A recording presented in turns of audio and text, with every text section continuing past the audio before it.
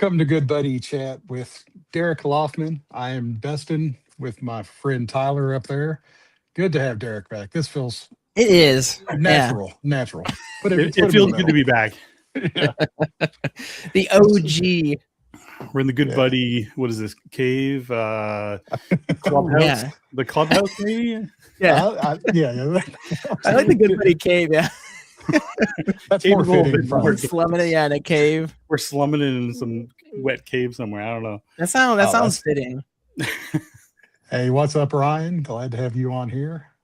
Keith's with us. All of our usuals are popping up. Some guy named Seth. Seth, who's Seth? Yes. Yes. Who was that? Who's that guy?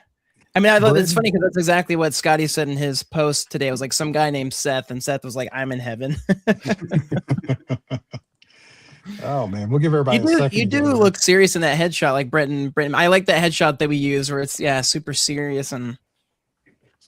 Well, that headshot is what kind of intimidated me the very first time we had Derek on. Oh, really? 'Cause I thought, man, this guy, he's not going to let us, miss a beat. He's going to be right, like he's going to be deadly serious. We're going to have to. You find I'm a doofus. The very first episode you're on, we don't get to see your face the whole episode, so it kind of. Oh yeah, I forgot. Yeah, because it was just staring down at the. That's right. Yeah. That's so good. I forgot about the that. old camera situation. Yeah, but we got it, and we're back and better than ever. You should honestly have all guests do that. Like, just hide their face. So then that first one is just like, oh, it's easy. We don't have to look at you. Yeah. Probably prefer Usually how I Tyler. prefer it, if I'm going to be honest with you. Me too. Zach's with us. Welcome. Go time. He's from Planet. He was at Planet Comic Con as well with Seth. I was going to say, gosh, my horrible saying. The only way out is in. He loves quoting that all the time. Like, we'll be playing games like, well, as Dustin always says, the only way out is in. So it's deep if you think about it. Just don't think about it. It's like the cave. Yeah. That is got a lot of meanings right there. Yeah. Now let me make sure we're live real quick before I get it. Okay, we're live. We did do that one time. Popping up. Yeah. Yeah. Well, Derek, I don't know if you saw the episode that me, Seth, and Tyler. I think me, Seth, and Tyler were on. Yeah, and we talked for like 10 minutes. And I forgot to hit the go live button. Oh, and people were making comments like, I just assumed they were responding to us, but they were making fun of us for not being live. And I thought, well, that's fitting. Well, it's weird because like the comments lined up kind of with what we were talking about. So we thought they were reacting to us. And then it finally dawned like, oh no, we're not live. Nobody hears us at all. So it was fun. No. It was totally cool. Yeah. I still have nightmares about that. But yeah, it was cool. If that's the worst thing that happens on here, we're good. Yeah, real professional outfit. Exactly. All right. Well, Derek, like I said pre-chat here, this is your first appearance of 2026. So we are so glad to have you back. This has been a long time coming. Thank you for having me. Thank you. All buddies are created equal, but some buddies are a little bit more equal. So we're glad that some buddies are a little bit more super. Hey, I am super good buddy. So that's right. It says it right there. So all right, good deal. Welcome back to the original Good Buddy. If you all don't know, this was back when we were not Good Buddy Chat, not Good Buddy Comics as the channel. Derek was the one that was referred to as GBD, Good Buddy Derek. And it has evolved into what we are now. Transcended, yeah. I got a tattooed on my lower back, which is weird. That's amazing. That's the big reveal at the end of the show. So everybody stay tuned so you can see that lovely tattoo. Yeah, wait for that. Oh my goodness. Well, I was gonna say, did you want to do because it was like a last minute decision? Do we want to do it here? Go for it. So we were trying to line this up with Derek's show because it seemed only fitting to reveal this, since again Derek was the OG Good Buddy and what Tramp Buddy stamp. Oh my goodness. Sorry, I had to put that one. No, that's a good one. I like that one. And so our logo, we hadn't had a logo. We launched without the logo because we were trying to get the name out. So in order to help with getting on guests and everything. And so I've been working on a logo in the meantime. And so I thankfully just finished it up right before the show. And so we decided, I showed it to Derek and Dustin and got their approval. And so we're going to show it in real time. If I can remove this and add this. So this is what will be the, and sorry, this is Inkscape. I've never used Inkscape before this. It's a vector program, so it's very new to me, but drum roll for the Good Buddy Comics logo, GBC. So This will be on our You social. guys pipe in like all the cheers and explosions. I know. and stuff, Well, it's right? funny because I found this last time or a little bit. Dustin can't hear it. I'll be curious if you can hear it. Yeah. Okay. Yeah, we've got the applause built in, which I thought was funny. Oh, you could hear that, Derek? Yeah, I can hear it. What is wrong with you? I don't know why you can't. Yeah. It's like a dog whistle. Maybe my age, my advanced age It's is doing the pitch is too high. So, and it's super exciting. Thank you. That's not bad. I like it. That's high praise from Jerry. I know.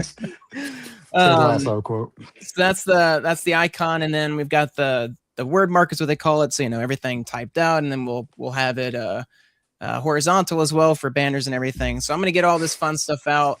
Hopefully, eventually, now that we have this, maybe we'll see stickers, maybe a pin with the B, all kinds of stuff. Maybe a hat, because as I was telling Dustin and Derek, I don't really have a hat to wear for our Good Buddy chats now that it's no longer it's not our Scotty Talk segment where we wear Scotty hats. So maybe hopefully we'll see this in the future. But yeah, so you'll see this on the slideshow starting next week. So I see this. This is a good motto too. I see that on a shirt. Love the bee. I may be. I don't know. That one's a little a little possibly edgy. We're workshopping here. So come on. Come on. The one that I pitched, because I liked it because I thought it was fun. I pitched to Dustin. I was like, won't you be our buddy? So like, won't you be our neighbor? Won't you be my neighbor? And Dustin was like, maybe. It sounds a little bit like aggressive. And I was like, oh, like I guess I could see that. Yeah, please. Won't you be our buddy? Yeah. Please be our buddy. So yeah, please. I'm the hatless buddy. Yeah, that's all right. Patch for the hats. I agree with Jerry. That'll look awesome. But without hopefully further ado, we got to talk to GBD about his experience of a Toronto Comic-Con. There's a picture. I swiped through all these from your social medias, the pictures and that. So hopefully it's okay to share these. Yeah, here, it's fine. But how was the con overall? I mean, we've got the next slide. We'll have the big reveal of what we're going to talk about in a minute. But other than that. Yeah, no, it was great. It's my first time doing Toronto Comic Con, not to get confused with Toronto Fan Expo, which takes place at the end of the summer. Yeah, it was my first time doing it since I think 2019. Oh wow! So yeah, it was just nice to kind of like go back and talk with fans, and I got to meet some awesome people, other creators and stuff that I've never met before, and yeah, it's just some good hangs with friends, and yeah, I really had a good time. That's awesome. Yeah. No, it's got to be cool. Like you said, especially like taking that long, of a break, if you will, or, not being able to go. I mean, that stuff is like the juice, the energy, because that's what's so cool. I imagine is like being there and being able to talk to fans, like you said, and getting that, positive, feedback and, being able to talk, and discuss especially all your creator owned stuff, since that's most of your stuff. And obviously there's I Hate Fairyland too, which I'm sure you get a decent amount as well, but yeah, definitely. There ends up being like a lot of like, people coming up with like stacks of comics for me to sign, that kind of stuff. Got to get those signatures. Yeah. That was like Inkpulp was just like talking about, like, yeah, signatures are like the hot commodity right now. So yeah. And like, I don't charge for signatures at the show, which, at times it's like fine. And then like somebody brings a stack and you're like, oh, no. Yeah. It makes you thank your policy pretty quickly when you see that. Yeah. Right. I see the picture of the Rats of Ironwood on the table, and Jerry has been asking about that, and he asked about it pre-show too in our side chat. He wanted to know how that was coming along. I don't know that we've got that to talk about later on, so I was going to mention that while I saw it there. Yeah, sure. So I'm currently working on chapter 2, and which is like essentially issue 2. Yeah, so I'm pretty good into that. Like the book's all laid out, most of the dialogue's written, and I've inked 7 out of the 24 pages, so it's coming along. Yeah, nice. Making progress. My plan is to have it out for MCAF, which is the Montreal Comics Arts Festival, at the end of May. And so that's sort of the, I kind of use these shows as like my, like, okay, I got to really put it down and, get it to the printer in time to get me, my books for the show. So that's the milestone right now. And then the plan is, we can talk about, I don't know if we're going to talk about the hiatus. Are we going to do that? Or no? Maybe I not. don't know. Anyway, That's up to you. anyway, maybe not. But X-Day, yeah, X-Day. I'm planning to get Rats of Ironwood. I said nothing. I plan to get Rats of Ironwood done by the end of September. Is the goal? So we'll see. We'll see how it goes. It's gonna be a lot of work. Steph, you now have his attention. All right. There's been 2 questions about cons. We'll try to pivot really quickly, but Keith, another fellow Canadian Good Buddy. Comedian. I'm nervous now. He said there's a really good nonprofit con in Moncton, New Brunswick, Canada. I think he made that name up. Moncton, yeah. Mid-June every year. Canada is awesome. And then Jerry said, "Wonder if Derek is going to Fan Expo Canada in late August." So I think I'm going. They don't give you like the official like you're in, because I go through like the pro section, and sometimes they don't let you know right away if you're going there. So we'll see. Hopefully I'm in. hopefully they want me. It's always gonna be a fun. Like I'm hoping just like you are. So yeah, I don't know. Like here's the thing. Like Fan Expo, I love it, but it's 4 days and it's grueling and it takes a lot out of me. So if for some reason they were like, not this year, I'd be like, all right, it's okay. Like I understandable, yeah. Oh Lord, help us. Yeah, I mean, if they don't give you the notice, me and Tyler will go up there, and if they know what's good for them, you'll get your yeah. Dustin will send a heavily worded email to them. So as soon as I get my passport, we will head up there and take care of it. That's what I need. I need everybody to like start messaging Fan Expo and being like, "You're going to bring Derek, right? Like, we're all coming up." Yeah. I've got like 5 or 6 separate emails, so I'll just send them all. It'll still just say Tyler across the board, but they'll never know. There's more than one Tyler. There's millions of Tylers. Yeah, it's a very common name. Yeah. I'm popular with Tylers. that's my sweet spot right there. So, but incredible fan art from Kelso Texera. I think his the last name. So, but yeah, this is, you can see the images here, and just. Did you know about this before he approached you in line, or was you out or just cold? Like no, like it was like one of these things where he came up with his friend, and they were just like, he was just talking about how he had made this thing for me, and he wanted to give it to me, and I was like, okay. And then you're like, you never know, like with fan art, like everybody's got their varying degrees of skill levels and different things, but but yeah, he pulled out this like amazing statue, so I can show you up close. Oh yes, please. I'll grab them. Yeah. Look at that. It's just so cool. Wow. I love the way I always love seeing it. Like that's the inked comic book cell shading type effect on a 3D model. Yeah, don't take this. I hope you don't take this the wrong way, but that does look like something that's mass produced. That was made. I mean, that was made professionally by like a sculptor and painted professionally, and it's going to be marketed and sold. I mean, it's so good. Yeah. I could have seen it on like a Kickstarter or something. Yeah, it's like hey, that's what I mean. It's like a very high get to this level and we'll make a statue. Yeah, it's so good. It's so yeah, that was, and I mean that was like, it blew me away. I was kind of speechless. It was weird too because they were filming it, and I'm like, had I known they were filming it, I might have had a different reaction. I might have like forced like an excited, but I'm a pretty reserved person. So in my head, I was just like, I don't know what to say. Like this is like amazing. So we chatted for a while after that, and just online too. Like I connected afterwards, and so I had actually met Kelso at like, I think it was like probably the first Fan Expo I ever did back in like 2016. Wow. 2016, 2017, somewhere in there. And I guess he had been tabling somewhere near me, and we had a conversation, whatever. So he had sort of known me from there. But when you meet people at shows, especially like a long time ago, you just, everybody's in passing, you hang out for the weekend, and away you go. It's like you kind of forget people's faces and names and stuff. So yeah, that was kind of cool that like, kind of came full circle. And the other thing too, like he made that in like a week. He found out I was going to be at the show, and he like was like kind of looking at the calendar and going like, I think I can get this done. And he was just like, he and if you check out his Instagram, I believe he's got a whole like almost like he made like a 27-minute doc about making the product, like getting to the show, and then presenting it to me, and a little bit of thing afterwards. So like, yeah, it's pretty cool. Like little thing if you want to check it out. Yeah, I'm watching the video of you opening it now. That's you look exactly the way I would have looked had I got something like that out of the blue.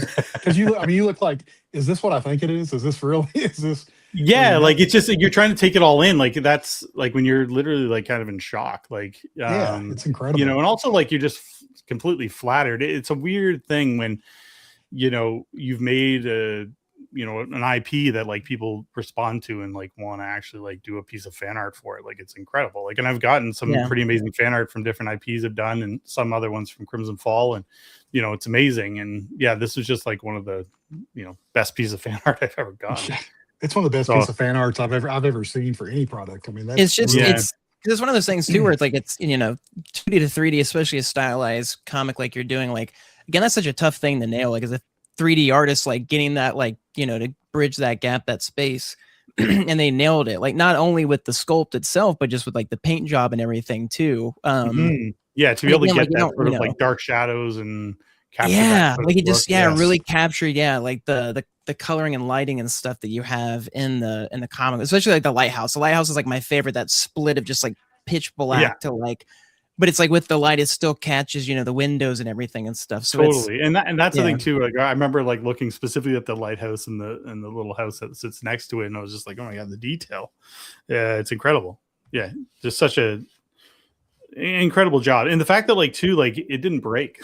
like I got it home, and it was a good thing for him. I was driving to the show because had I been flying or something, I don't know how I get this home. But thankfully I was driving, so I was able to safely bring it back. Very good.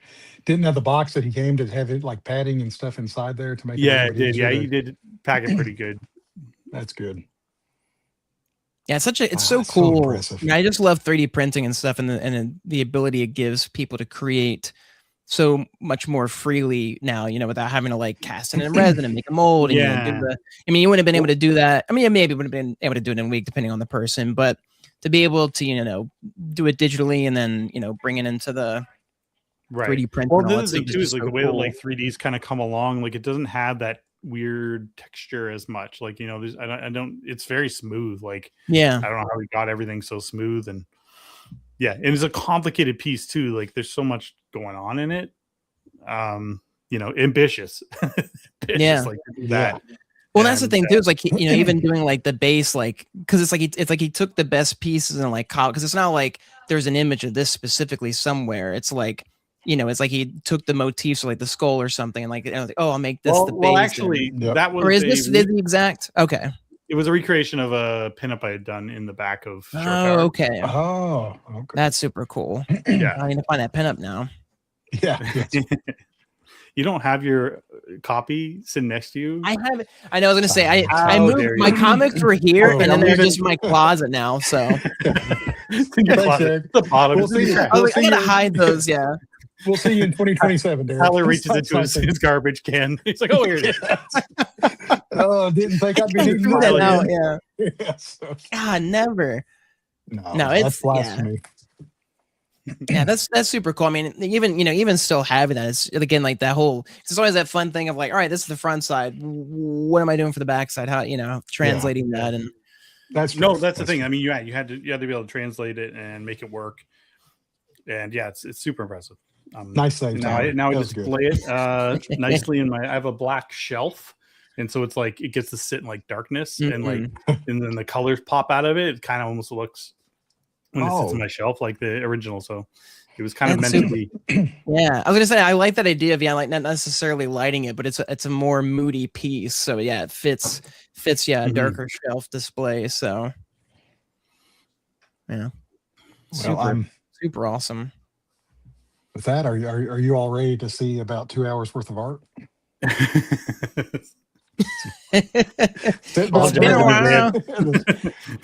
Showtime. Get the popcorn out.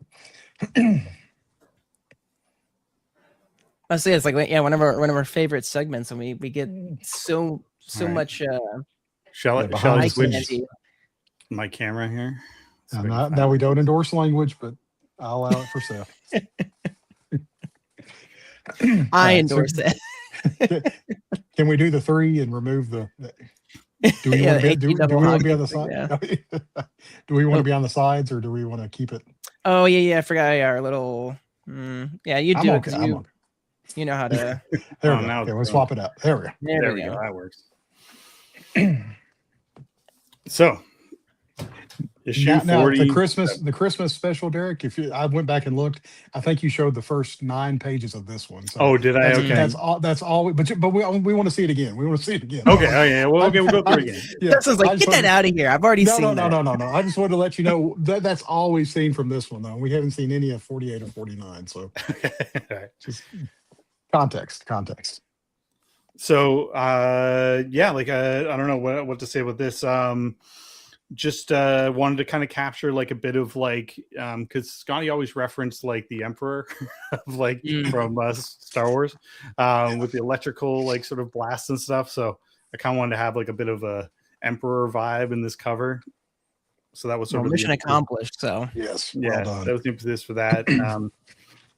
Yeah, like just a fun character to design, and it was just yeah, I kind of just fell in love with this character.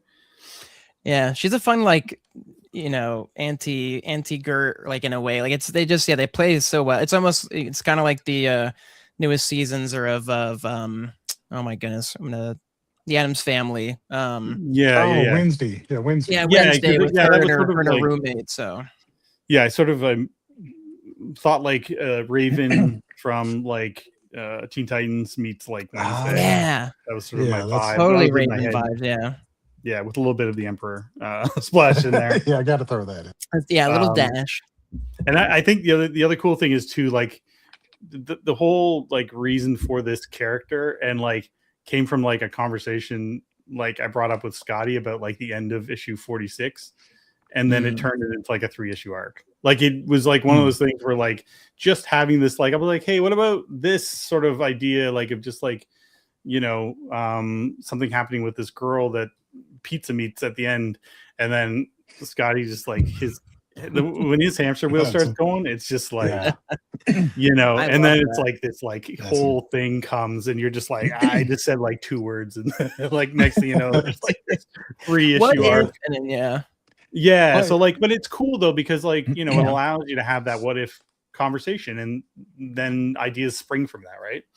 So, yeah, and for anybody that doesn't know, hopefully everybody's been following these last 10 issues. But each issue from 41 through 45 have been standalone issues, so there was no reoccurring characters other than Gert and Larry until we got to issue 46. This is 47, the second of the arc, and then 48 concluded the arc. So the fact that this character was reoccurring for 3 issues was pretty cool. But it also, me and Tyler have talked about this before, Derek, and we've talked with you on here before. A lot of the characters that were created from 41 through 44 are ones that, and 45 even with Popeye, are ones that we would love to see have their own 5-issue arc or 10-issue arcs. I mean, Helicorn, I'll do my little heart thing. I heart Helicorn. It's a circle, yeah, it's close. Yeah. It's more like a hoof. You're making a hoof shape. There we go. Thank you, Tyler. But yeah, but even with BFF, even with just 3 issues, there was still a lot of story left to tell. The 1-page backstory that we're about to get to, I mean, that could be fleshed out to a full 5-issue arc itself. I was saying pizza himself, man. Like, give me more pizza. So who doesn't like pizza? Yeah, he could be like the Forrest Gump of Fairyland and just wander from adventure to adventure. Totally. He and Duncan would get along. That's good.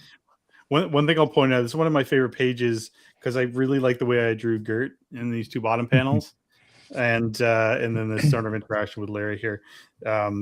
Yeah, so this is one of my favorite pages. I was gonna say I love the bond. It's always like the blend shapes, or like watching animators with the characters are like just morphing through the different face shapes. Right. Yeah. Especially the open mouth there.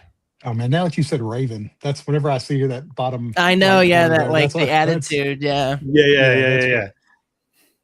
Oh, the top left panel. I emailed you about that as soon as the previews popped up there, and you even shared the little line of script that was with that. That was so good. It just and you got there with the little hearts and pizza being so happy. He's so cute. Loved it. And like I always had to draw like Scotty just like snot and stuff dripping from his nose, sniveling. Yeah.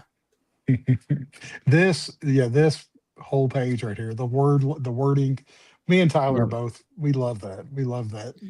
Especially because I like the flip where it's dark against the white, Mhm. and it looks like it's got the zip tone stuff on it, possibly, or no? No, just Okay, it's just Ooh. it's just the light catching it, then it almost look like a gradient. Yeah, it did. I mean, the inking on that's really good, Derek. I mean, Yeah. Thank you. Oh yeah, this that one- shoot. this is That, one of that my was favorite one of, panels. that was gonna say that was one of my favorite pages for that Yeah. effect and her. I always love that, like including the hair with the bones, like just such a silly detail, but just Yeah. so fun. Well, and the other thing I did too, like, which I didn't do with the cover, and I like the lightning on the cover, but I had said to Scotty, I was like, I just love the way you do lightning. I'm like, kind of give me your tips, and he was just like, a lot of circles. It's a lot of circles for the negative space. So I applied it here. So I think I got a little bit more Scotty lightning happening on this one. So I was pretty happy with how that came out. I dig that. Yeah, the more like fluid, especially with like a big, Yeah. Yeah, it's such an interesting. It's an interesting way of thinking about it. Yeah, circle. So like the Kirby crack one. And I don't want to say that inspired Scotty's cover, but I'm just going to say I know. Yeah, the panel. That's true. Yeah. Yeah. I drew mine first. I'm just saying. If These are after Derek it needs on the cover. Yeah. He ended up drawing it like that's the thing too. Like when Scotty did his and he did the crisscross stitches, I was like, why didn't you show me that? Like, if you could have like instilled that, because I love that. You're gonna embellish it, yeah. What's crazy though for solicits, we got to see the cover C of Scotty's before we got to see your interior. So as you're flipping through it, you're like, oh, Derek just pulled that from Scotty's cover. Yeah, you think so, right? Yeah, that's what everybody's gonna assume. So I gotta get the record straight here now. There we go. It's on heard it record, here live on Good Buddy. That's just the waking up, the eye opening there is and nothing really beats good. when you have to do a page that's just like a little bit of a little bit of art there, and the rest is black. I want to see Larry too, like just smoking. Larry's just such a great. I love Larry so much. Well, that I'd say like that was my little like thing. Like whenever I drew Larry, I was like the smoke from his cigar is part of his character as far as I'm concerned. It is, yeah. So I just have it like trailing. It's I use it for like movement with him, with like it's just part of him. Like coming out of the window here, it's like coming out. The trails, the trail here coming off of him. Like it's just wherever I can sneak it in. So I was pretty happy with this too, just because of the sequence and trying to get the emotion of like Pizza like crying and everything. So yeah, that was just like I was happy with how that page came out as well. And I really like the pizza face there. I was gonna say, is that something that like, do you get kind of slightly nervous, like, oh, I have to draw Scotty in his own book, like hopefully? Yeah. I know you talked about how like the tentacles, you got some feedback, but I was curious just his face alone. Yeah, like I think like, it was one of those things where I'm like, I'm not going to try, because I'm going so cartoon. I'm not going to try to draw Scotty. Like, I'm not going to try to like, make it look like him exactly. Just because it would be too, I don't know. I wanted to really emote and like be cartoony. And so it's like, hopefully I captured it enough. It's more through like, the other actions and things that he's doing, like crying and sniveling and stuff. That is the real stuff. So, it's always funny him mentioning is like, I'm not crying, you're crying. Yeah. Was there anything that you drew in these 3 issues that you're like, I've went too far with that design, I'm going to scale back a little bit, or all these? Well, you regret. Goes?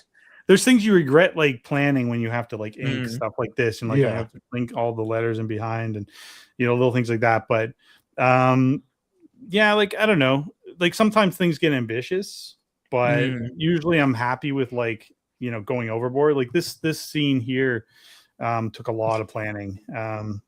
Just sort of like laying it out with the pizzas and all the little things that are happening there, and characters and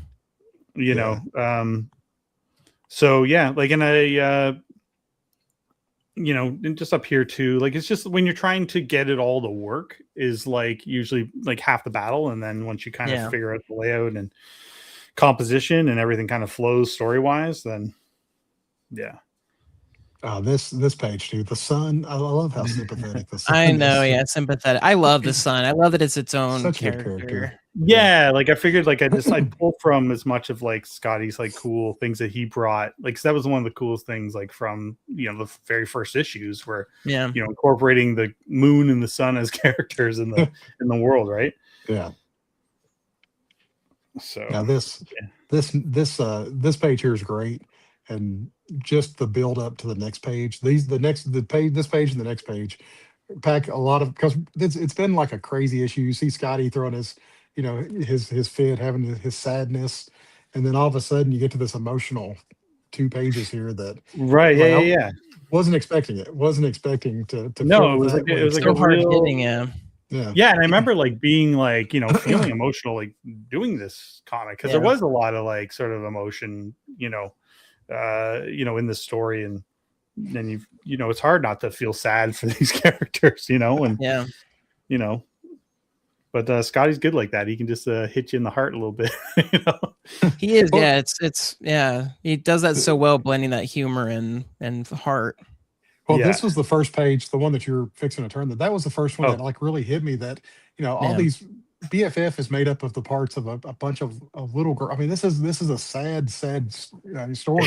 And then you realize they all got abandonment issue, like issues where people have left them, and you're like, is that what caused their demise? And you're thinking, this page made you think a lot more than what I was expecting to think whenever I first started reading this issue. But it was really hard hitting, and it makes you feel for the bad guy. It's not that she is bad, because like really Gert is a problem, but it's like, oh man, there's way more to you than meets the eye, as always is the case. So not created but reanimated. That's right. So nice little touching moment on this page too. There. Oh yeah. And I love the tentacle. It's always like his tentacle, because like that is his hands. Like always just seeing that, like removing and wiping away the tears, always so cute.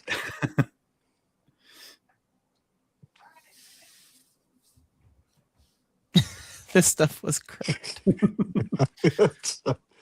I love a good montage. I added this. I'm going to take credit for that. That's I am special. That's amazing. Like, in the script, it was just basically like she's. I forget what actually the script said to do in this scene, but essentially she was getting him ready to, sort of prep and everything. So it was the same for the Frank, because I love the actual like Frankenstein book, like she gives him to read. I was like, oh, that's such a great touch too. Yeah, and he's just eating it.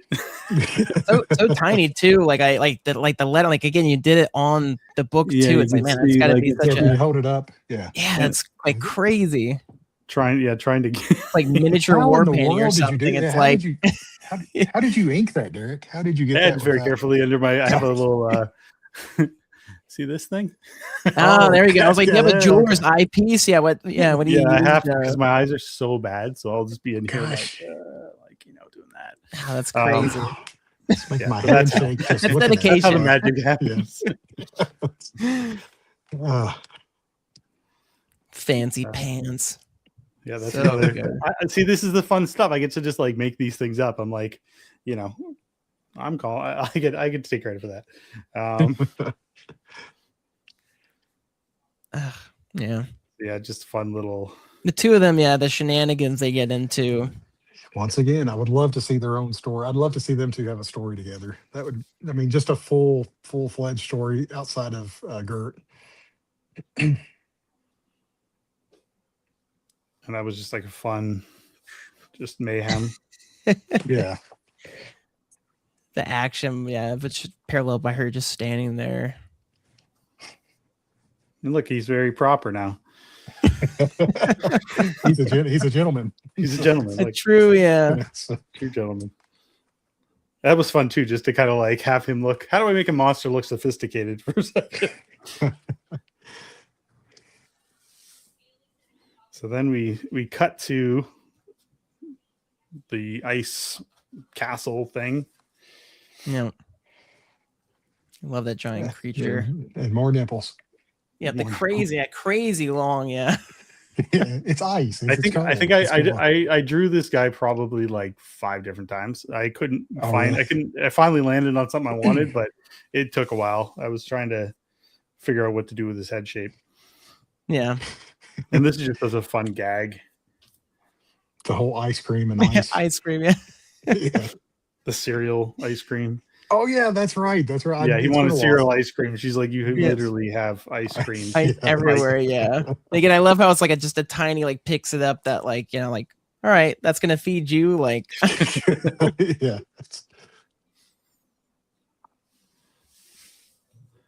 And gory. I love Gert's face there in that top right panel, the eyes. Uh-huh. Yeah, that's fun. This was a fun one. Then Yep. everybody's Nice favorite one for you. green yeah. tone. Here we go, the tones. It's tone time. There we go. That's Yeah. So this was a fun one. This one is like I kind of wanted to design it like it was a cover. I wanted So to blow that one up. that was my sort of thought process. Mm. So yeah, I figured why not crack out some screen tones for that special moment. Yeah, Jerry, I agree. That one is just epic. Such a great page, yeah. So yeah, that's a fun one. Salivating. So that is issue 47. All right. Woo!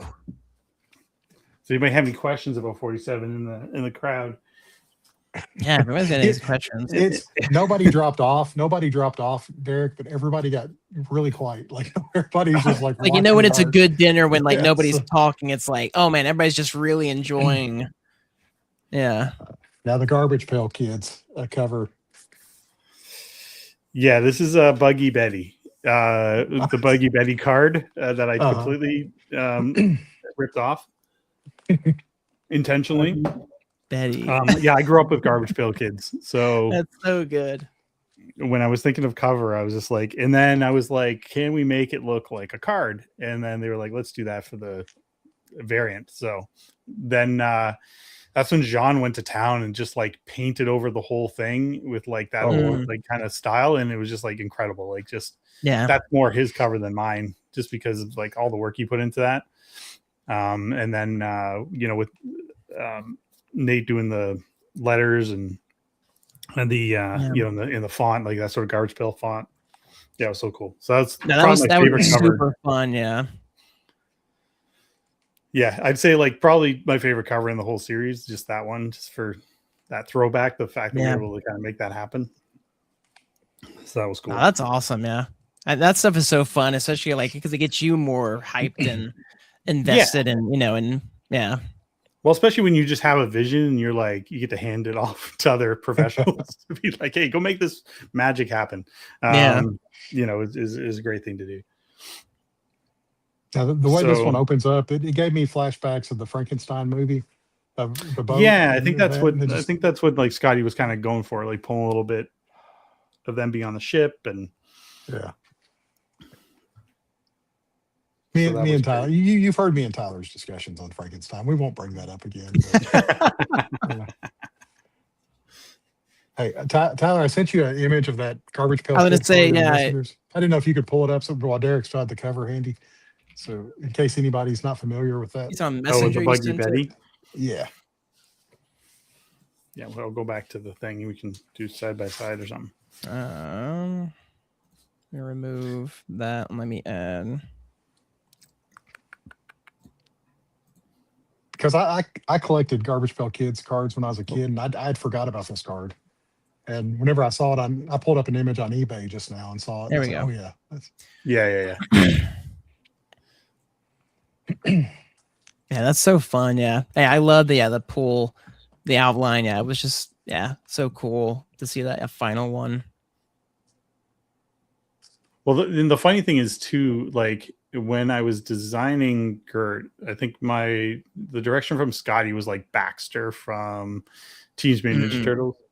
And so that was like what I used as like my design. And then when I was thinking of cover, I was like, it dawned on me like Buggy Betty, and I'm like, I wonder how much that design was like kind of in my, because I had not seen it like until like, you know, after I designed the character. So it's just kind of funny that like it was almost like the same eye shape and different stuff kind of going on. So funny how things kind of work, right? No, yeah, that it like works out like you said that way. Yeah. So yeah, this was just like a fun, like, you know, it was like direction was just kind of like they're going through fairyland in like various areas, just kind of make it look like they're kind of going on a bit of a journey. Meanwhile, that's got to be fun too, like the different environments and just getting to play, especially in the world of I Hate Fairyland, where there's just anything is kind of possible. Yeah, you just get to have fun, and it's great. So I'm covering her with a pinnacle. I love the little spiders too. I just noticed like little spiders with their big eyes. I don't know why I didn't. Yeah, that's great. They're almost like those soot sprites. The little soot sprites. Totally. Oh yeah, from Jill. Yeah, I was like, oh man, it reminds me of that. They're not having a good time. So this was a fun one. This was a challenging one to lay out.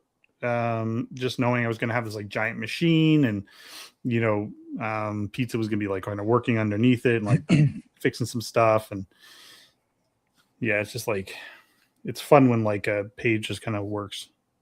Yeah, the movement of it. Yeah.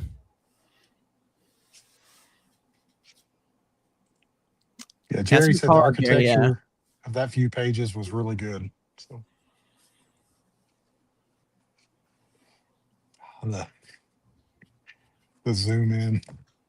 Again, her face, there's just the different fun expressions. Even Pizza's there with the shadows on his eyes. Yeah. He had to look mean for a second. Mm-hmm.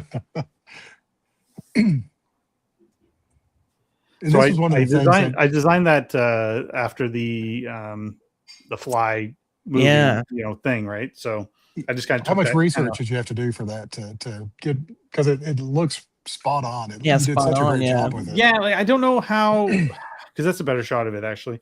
It's not exactly the same, but it was sort of a cross. So what I was picturing was Vader has his. I rip off Star Wars. That's what I was gonna say. Yeah.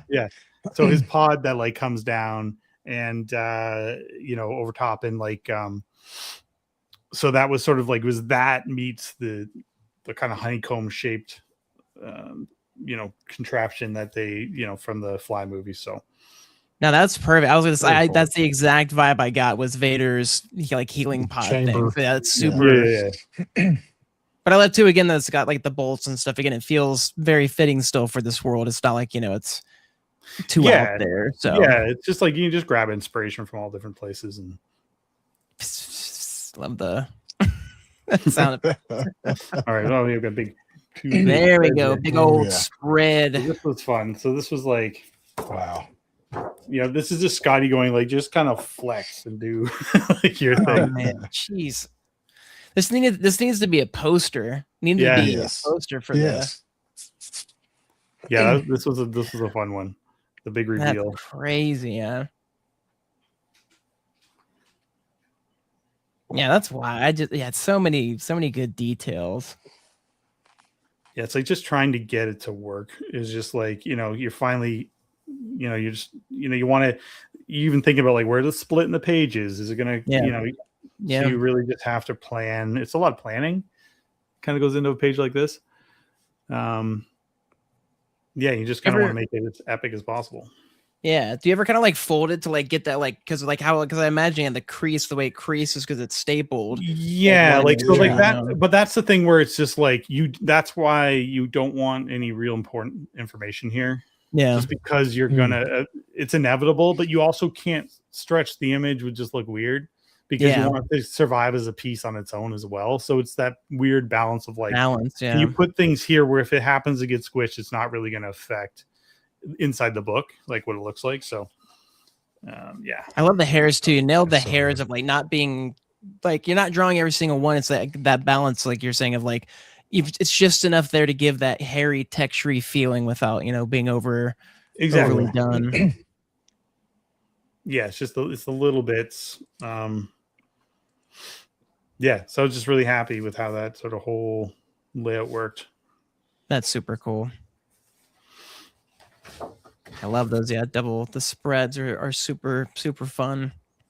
Yeah, there's not I haven't done a ton of them in the series, but it was just like when I could do them, it's like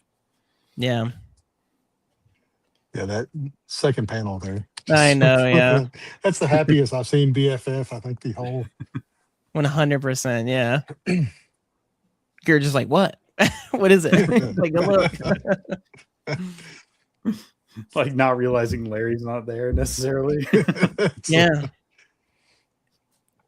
So this is fun too. Like just sort of like trying to get, her emotions and like also like, so this is fun because I sort of have like Larry's side and then flip it for her side. That's so good. Yeah. Right. So she's more menacing and he's more like cowering a little bit, and almost like change the snout a little bit to make it a little more timid. And here, like, just thinking about the little nuances. It's no, like that's Smeagol, super. It's like Smeagol and Gollum. Whenever you no, totally, 100%. Yeah, I was totally thinking. It's funny you mentioned that because that was totally what I was thinking while I was doing it. Was that, and like that's how like Peter Jackson would like shoot it, right? You'd like go from one side and then flip the camera, and then it's like the more menacing, So and it sold it so well. I mean, it's made it feel like it was two separate characters. Yeah, I love this page. The launching on that first. Yeah, I know that top panel is super cool. I love how dynamic that feels. Yeah, I drew this one a few times to get it to look right because she's a strange like bunch of shapes happening. So it's like to get that kind of like feeling, it took me a few times to get something I was happy with, but I was happy in the end. And I ultimately decided to break the panel.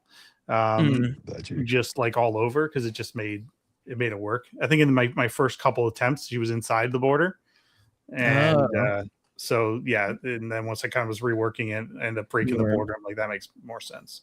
Yeah, I love that. Again, that's some of my favorite stuff you do in this. Again, just not you stick to obviously the standards, but like whether it's breaking panels or overlapping or whatever it is, it's just well, when I tend to do it like if I'm gonna do it, it's gonna be for like a moment, right? Like you want it to, rather than if I'm breaking everywhere all the time, then same with like when I'm using angled panels and things like that, I tend to use it sparingly, just because I want it to mean something and I want to like add to the action or whatever. So I was happy this one too, like just getting the sort of wording in there still and trying to get the I love the way those panels fit together. Same with like this one too, the like just like the stair stepping kind of the eyes. Well, and this panel here, if you guys ever seen what's the movie called? Superhero one was Chronicle. No, James Gunn produced it. The anti-Superman sort of one. Yeah, you know what it is, Dustin. Yes. Brightburn. Yeah. So there's a scene where he's like up in the sky and it's kind of like this angle thing. Anyway, so I sort of was envisioning that, like just that sort of like through the window shot, him sort of up in the sky, and it was sort of like that. So I just had that in my head. So if anybody's a fan of Brightburn, that was my that's such a creepy image for the kid up there too. So that you pulled it off well because it's fitting, because of the next panel with the eyes and just the heat. I mean that. Then again, juxtaposed with like Gert just looking all disgusting and right, like ugh. Well, and it's funny too, like how, and this is where like the angles I get into, like sort of like the meat and potatoes of or like the inner workings of a page, but like when you're using these angles, like everything is like it's kind of like you're looking up, right? And then Gert being down here like in the corner kind of cowering, so you want that sort of feeling, right? Like so that's what you're trying to like, that's where you like angle the panels this direction and force it down and have her looking up and her down. That's such a fun that's such a cool way to think about it and lay that out in that way.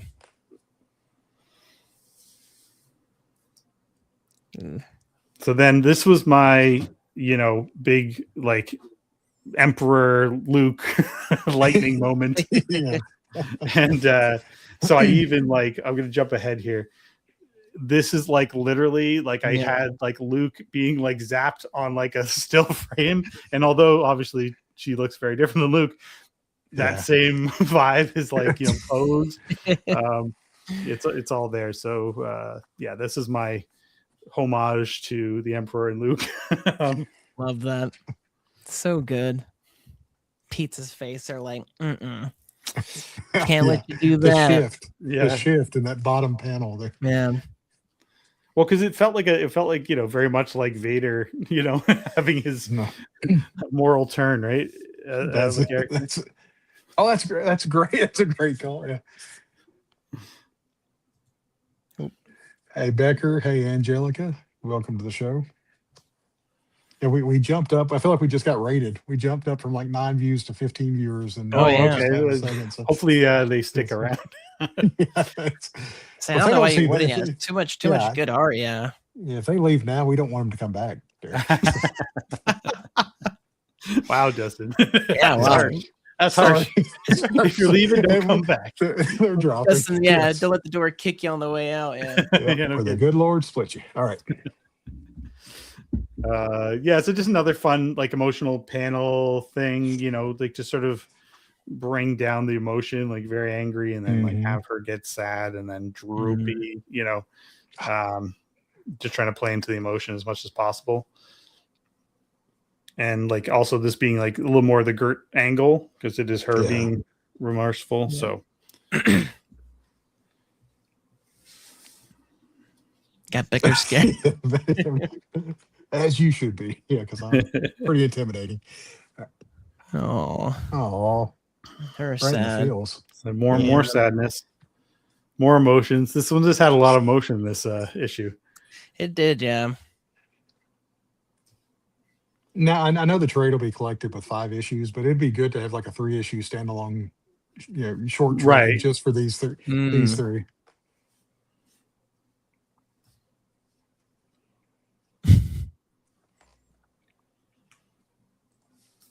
So like, just I don't know if I have much to say about this one. It was just, again, playing off the Gert and Larry version of the character. Yeah.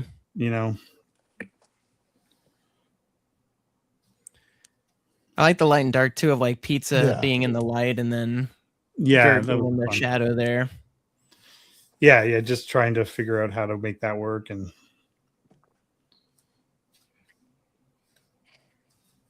so happy with that page. Yeah. Oh, you should be. All the pages, man. And trying to do pizza running was always a challenge. Massive shapes. Yeah. Hell yeah! How those legs support his body is beyond me. Yeah, they should snap. I'm glad you said that before we get off this because this is the last of Pizza we see. We won't see him in 29. But how hard was it to recreate him for every time you had to redraw him? Yeah, he was a challenge. Like, it was a lot of work because you're trying to, it's not just like drawing a regular characters. You get those big tentacles to worry about. Yeah. The chicken legs and the big torso. He's bigger than everyone else.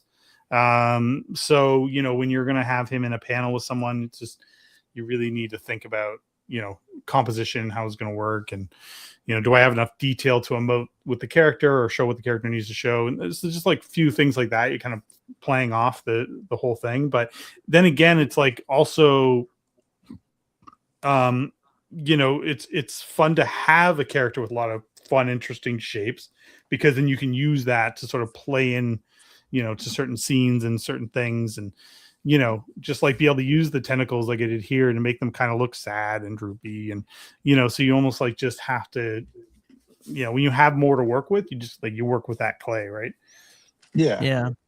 Well, I was going to say, did you, go on. Sorry. I was just going to ask, what did you do similar to what you've done for other characters in the story of like the kind of turnaround stuff to like help you out, with the different,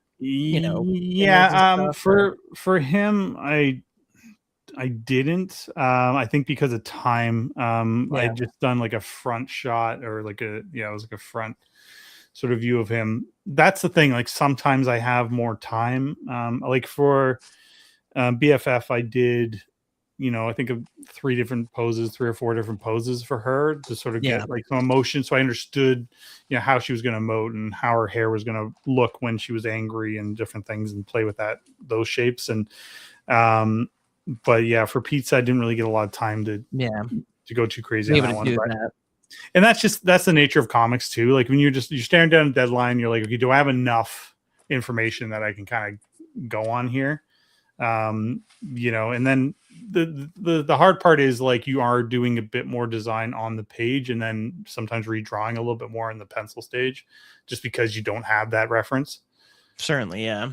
To be able to, And, yeah. you know, and for like, you know, the sort of like, you know, bug version of Gert here, like, you know, it was, I think I did 3 poses for her, like, you know, just to give me something. But yeah, it was, you know, there's certainly challenges, like I said, with that one where she's flying at the moment and stuff. Like you're just, you know. Oh So goodness. Yeah, then we get to the end here where they blow themselves up. Back to their the teeth. Ugh, that always pains me. That like broken teeth, you know. Yeah. Joke, yeah. But just like, you know, drawing her kind of half bald there. Yeah, the patches. Yeah. Like so tiny on the page, but yeah, just so fun. And just like I love when like just Larry is just over it. Yeah. You know, that's like my favorite thing about Larry is like how much he's just like whatever. Yeah, the amount that he puts up with, like, it's just like, you know, it is what it is. Just another day with Gert. Yeah. So yeah, that was issue 48.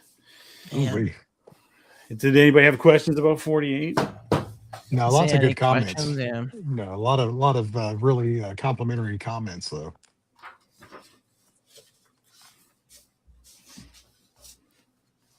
Gonna try and see.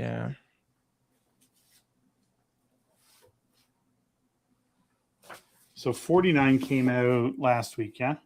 Yeah. Yes. Yeah. Okay. Ugh, love that covers. Oh, there you go. Jerry asked, any characters that didn't make the cut? No. But trying to think, like not for that one, because that one was pretty much just the 3 of them for the most part. In that. True, yeah. So no, like I mean, Scotty's pretty tight with like what he wants in his book, so it's not like, you know, I'm sneaking in characters here and there.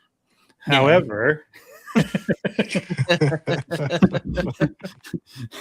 there is a couple of people that got snuck into issue 49.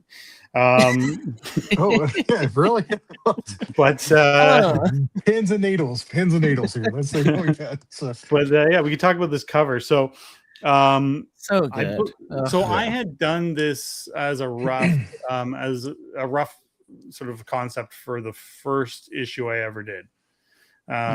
This was a part of my, like, I presented like maybe 3 or 4 different roughs to Scotty, and so I think like even he had said maybe this one for like a trade or something was like sort of like in his head, like thinking, so yeah, I ended up revisiting this one for issue 49 because at the time when we needed to get out for solicitation, I don't believe Scotty had written it yet. So yeah, it made sense to kind of do something that was just a little more mayhem and fairyland, and so I just kind of went nuts with that. And my favorite part is the moon throwing up. You know, in the background, and I just love the call outs to all the different characters, and it's just such a great, like, iconic, you know, just cover. So yeah. Oh, did we lose my? Yeah, we lost video. Looks like Oh no, that's all right. We'll get it back. Hold on. Yeah, that cover is such a good cover. My phone didn't die. It sounds Maya. Did my phone die? My phone might have died. It's been my phone died. Oh no. Okay. Right, we can fix this. We can do something. Okay, my phone's dead. It's literally plugged in my computer. Like, why would you would think? Yeah, I think it wouldn't eat up the entire battery of the phone, and we've only been here for like an hour. This is perfect for our show. It's not me this time, Derek. It's usually me every time. So. Thanks. You're doing this on purpose to make me feel good. So I appreciate it. I'm going to see if I can makeshift something with my other setup. So give me a minute. Oh man, that's disappointing. We'll get it. Because I liked having the 4K sort of camera there, but No, Hey, yeah, I know. Yeah, it's got to Do be. you want to charge your camera real quick while we go do the favorite things and come back to 49 at the end? Well, I'm gonna see if I can. I'll turn my face camera downward, and I'm gonna see if I can just kind of finish up with that. Just give me one second. I'm gonna plug in my phone here. Phone that died. A classic Dustin. Oh, it died. I probably had it like, running too much stuff. I gotta move some of my rig out of the way. Hold on. No. We're only at an hour now, so we got 3 more hours. Yeah. We've just had our viewership drop. They're like, what is happening? I think after I threatened them, they ran off pretty quickly. So don't. Okay, it's not you. Let's see if I can. Okay, there we go. There we go. Kind of see it. I'm just gonna tighten this up.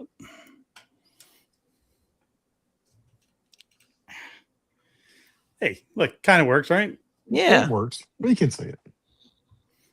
It's not using the ultra wide camera, but see if we need a bit more lighting. Hey, we'll make it work. And if not, you're coming back here. I mean, this may be a surprise spoiler, but you're coming back here for issue 50. So we can look at 49 again. I don't true, mind yeah. one bit. Well, I think everybody can see it. If everybody can see that, we'll just we'll continue on. Hey, we're game. We're good. Who needs to see my Such a face good anyway? cover, yeah. So yeah. Anyway, fun cover before the camera died. So we And get to the fun. that was the one for everybody that remembered seeing that one before that you famously wrote no Seth on. So Yeah. Oh, yeah. The that's sticky right. note. Yeah.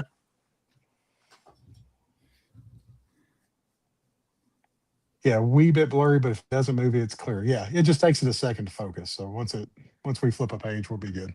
Okay. Oh, it doesn't it likes to unfocus.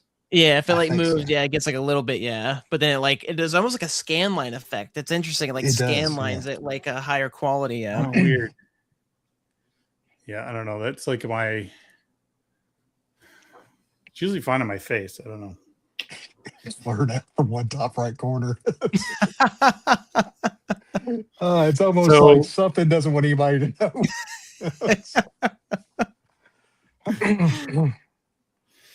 So yeah, so this was the bar scene, and there were some patrons in the bar, and I thought, Yeah, two handsome fellows.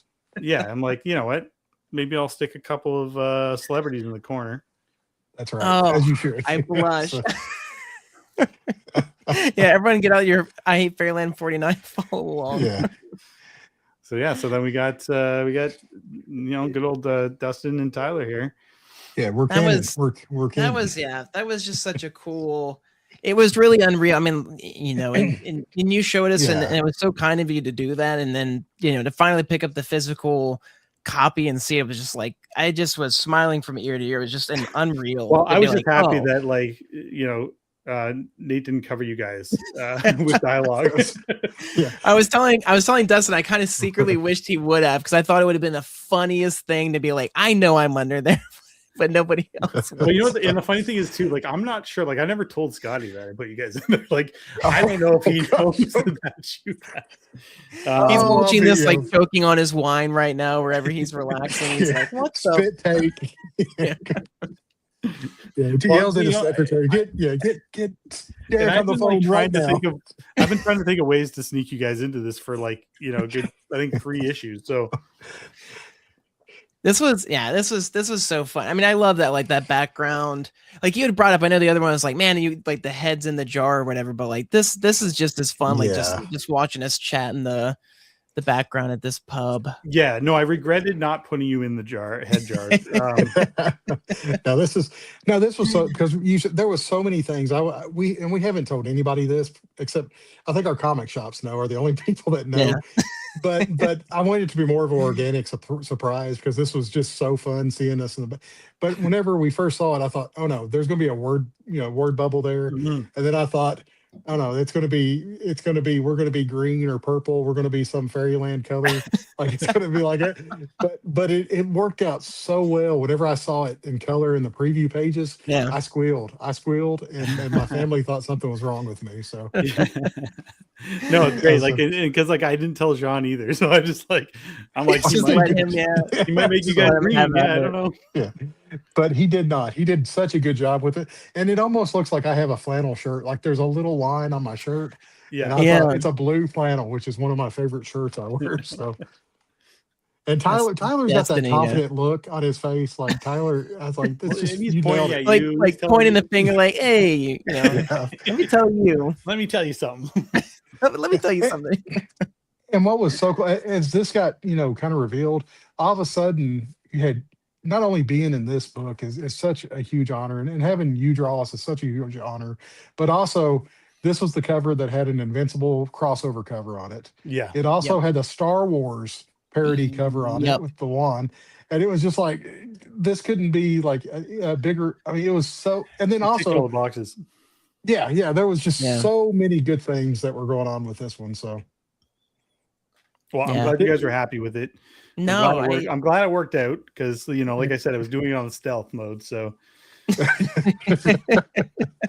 well, we truly do appreciate it. That's Yes. super cool. And Dustin and I've already talked about, like, all right, well, we're gonna have to joint own this page, co-own this Yeah. page, and share it, share it all the weekend. that always works. yeah. We see each other twice a year at cons. There so we go. we'll Yeah, swap we'll out. trade it We'll off. swap Yeah. out. I think I it needs to like go that. to I think it needs to go to a neutral spot. Like maybe Seth can have it. And you There guys you have go. to visit Seth. He gets to stare at us. Yeah. Oh man. Yeah. No, He just having sees it you as out like a there in the world. dartboard. I was gonna say giving him ideas. Yeah. No, Oh, just that's having this good. out in the world, it's such a great Yeah. thing. I mean, owning the page for me or Tyler, either one would be great, but it's just knowing that it's out there, and that I think I bought 20 copies of it.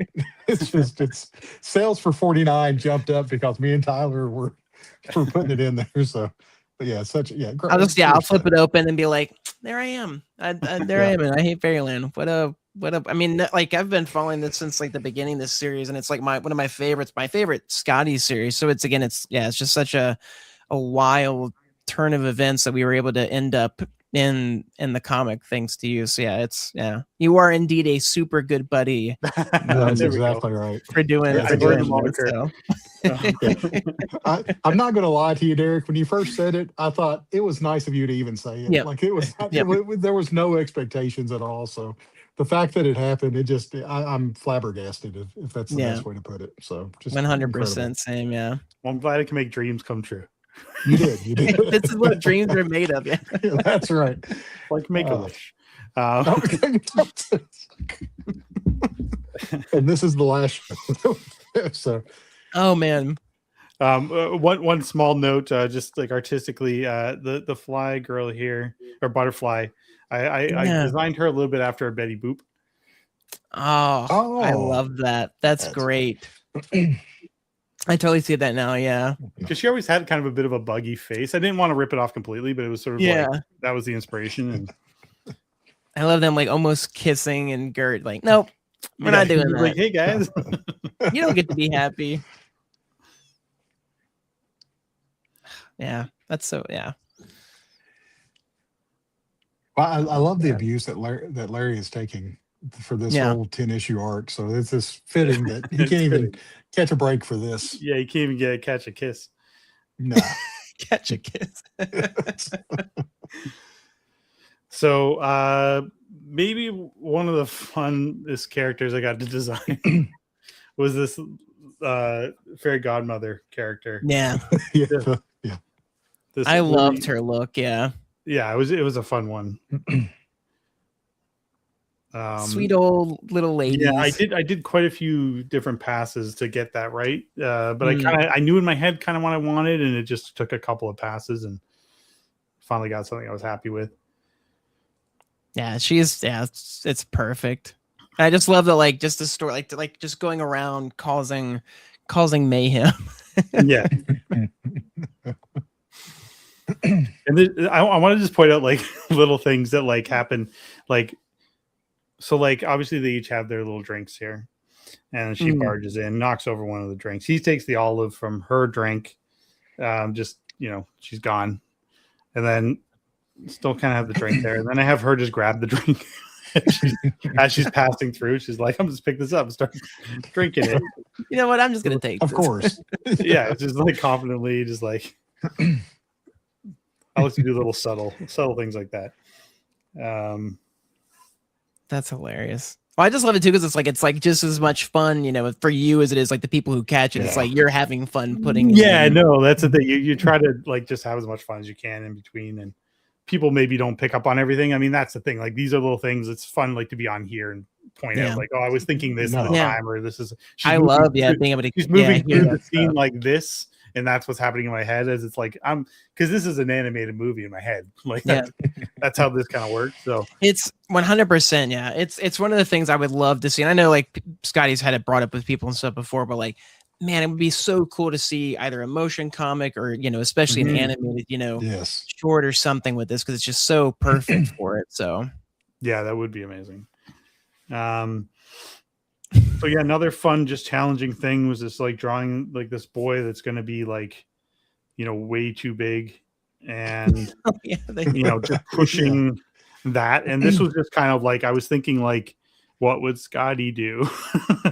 You know, sort of thing there. And so that was the impetus sort of for that panel and have it sort of break. But then, you know, you get the continuation of it down there. So you can kind of see that it all kind of happened. And yeah, just her sort of coming through and changing them all into something and then dropping dead. Poor woman. Honestly, I love too that like you didn't confine it to a panel. Like you could have like somebody would have, you know, kept that with the panel on the top and bottom, but the fact you just left that as the background and then had that middle, it's just again, you balance that so well that like that it doesn't, you know, break. It's like you still read it the way you're, you know, supposed to. But yeah, this is just kind of like a little fill-in of your brain of like, oh yeah, that's pretty, you know. Like the page and the like other panel, like make it, you know, that's what, you know. Yeah, it's so good. And yeah, her just falling, croaking. Goodbye, sweet old lady.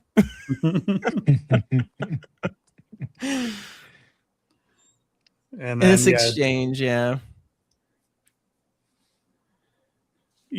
I did think about sticking you guys here. I did think about that. The problem was like you have too many lines in your face, and I wanted simpler shapes. Yeah. So I went with the simple shapes. They just blend into the background a little better. So, that's fair. No, you did perfect. You did perfect, man. Don't. It's the thought on that one that counts. Yeah, putting us in once was let alone Well, the other Easter egg here is like this is Seth. Did you know his head's on fire most of the time? Got to like, yeah. It does. Yeah, this is gonna go get the issue. Oh man. We need Seth in the comment.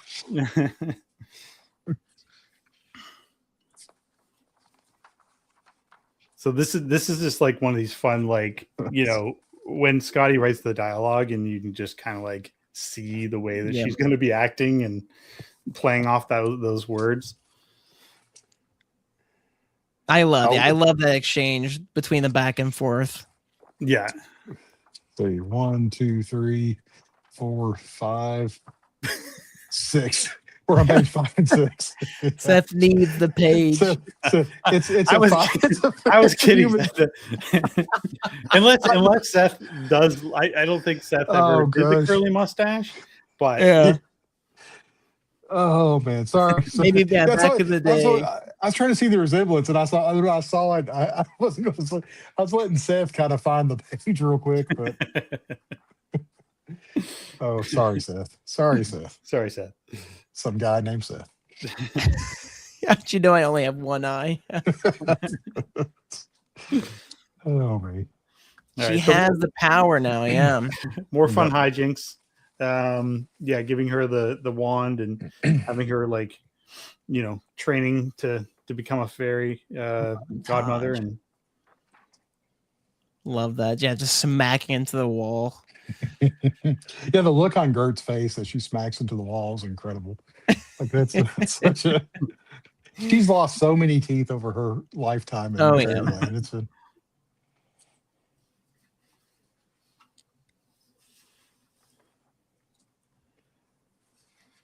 Oh, yeah. Face And off with I want you. I want to complete. I want to finish this issue and keep on going through these pages. But Derek, whenever you come back for 50, I do want to see these again for everybody to Yeah, kind of for see sure. the more higher res, because these are so good. I want to give you full credit for them so we can. But I want to hear the more tidbits. high and everything. res. No. I want to hear the stories behind them right now. So you're good. You're good. So yeah, this one was Rat. turning the Yeah. mouse into like a monster. So I figured just turn him into a big giant rat. I love that. Rodents of unusual size. Ooh, there we go. Probably like in this issue, like one of my favorite pages, just this this character, and like she's just like, what's this perfect, woman right here? Like, why don't you want to give her a kiss? Yeah.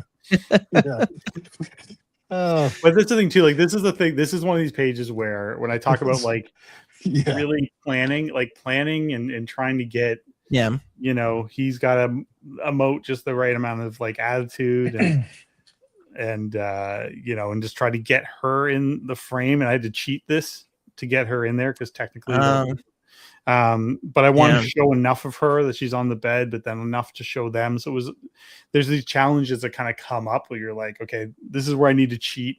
This is where I get to, break some rules in perspective. Yeah.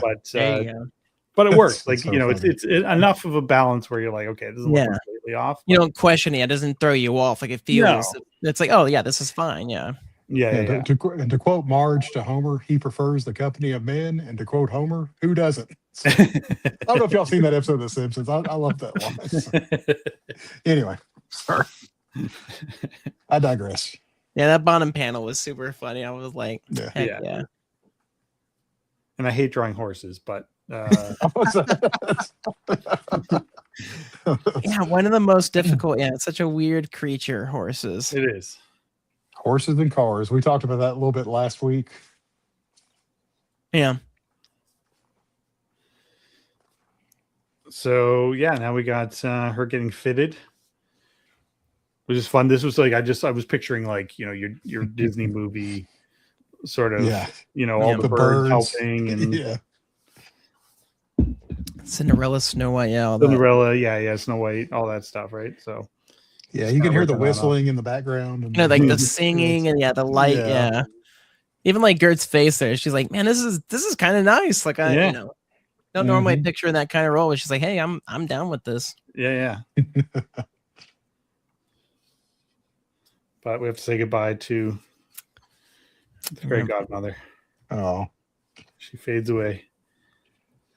Rest in peace. Rest in peace, fairy godmother. Oh my! Remember, have y'all seen that like meme? My brother is a massive fan. It's this song this guy made. He's like, and the lyrics go like, "Rest in peace, my granny. She got hit by a bazooka." And it's like the wildest. Like I'll have to, I'll send a link or something. But that's as soon as you said "rest in peace" and granny, I was like, oh no, that's immediately what popped into my mind. And of course, Larry getting punched again. Of course, you gotta have classic. You gotta have Larry getting punched. Or it's not an episode that I'm drawing anyway. The trademark, I just really wanted to have the folds going over the fist, and Well, that inspired. That You're punching Larry inspired. I got Jamie Jones to do an art piece of Larry getting punched. Yeah. OAX, based upon all the times that you did it in your run on this. And I just love that. I love every time I see it, it just makes me giggle. Every time I see you put that in a panel. Well, and I think I've probably mentioned it before in another episode, but I use Bath because my friend from England, he's my best friend, and he always would be like, when he made a motion to like punch somebody, he'd be like, Bath. So I'm like, every time I'm just like, Bath. That's fantastic. I love that. Carrying on the legacy. Yeah, it's like, it's one of those things where like, I don't like it. I just put it in there. Nobody questions it. And it's a nod to my friend. So that's super cool. Yeah. I love that. Fun scene to do here, just with like all the fairy godmothers and and just lots like of people, but just the edge to edge art up there that you have on there.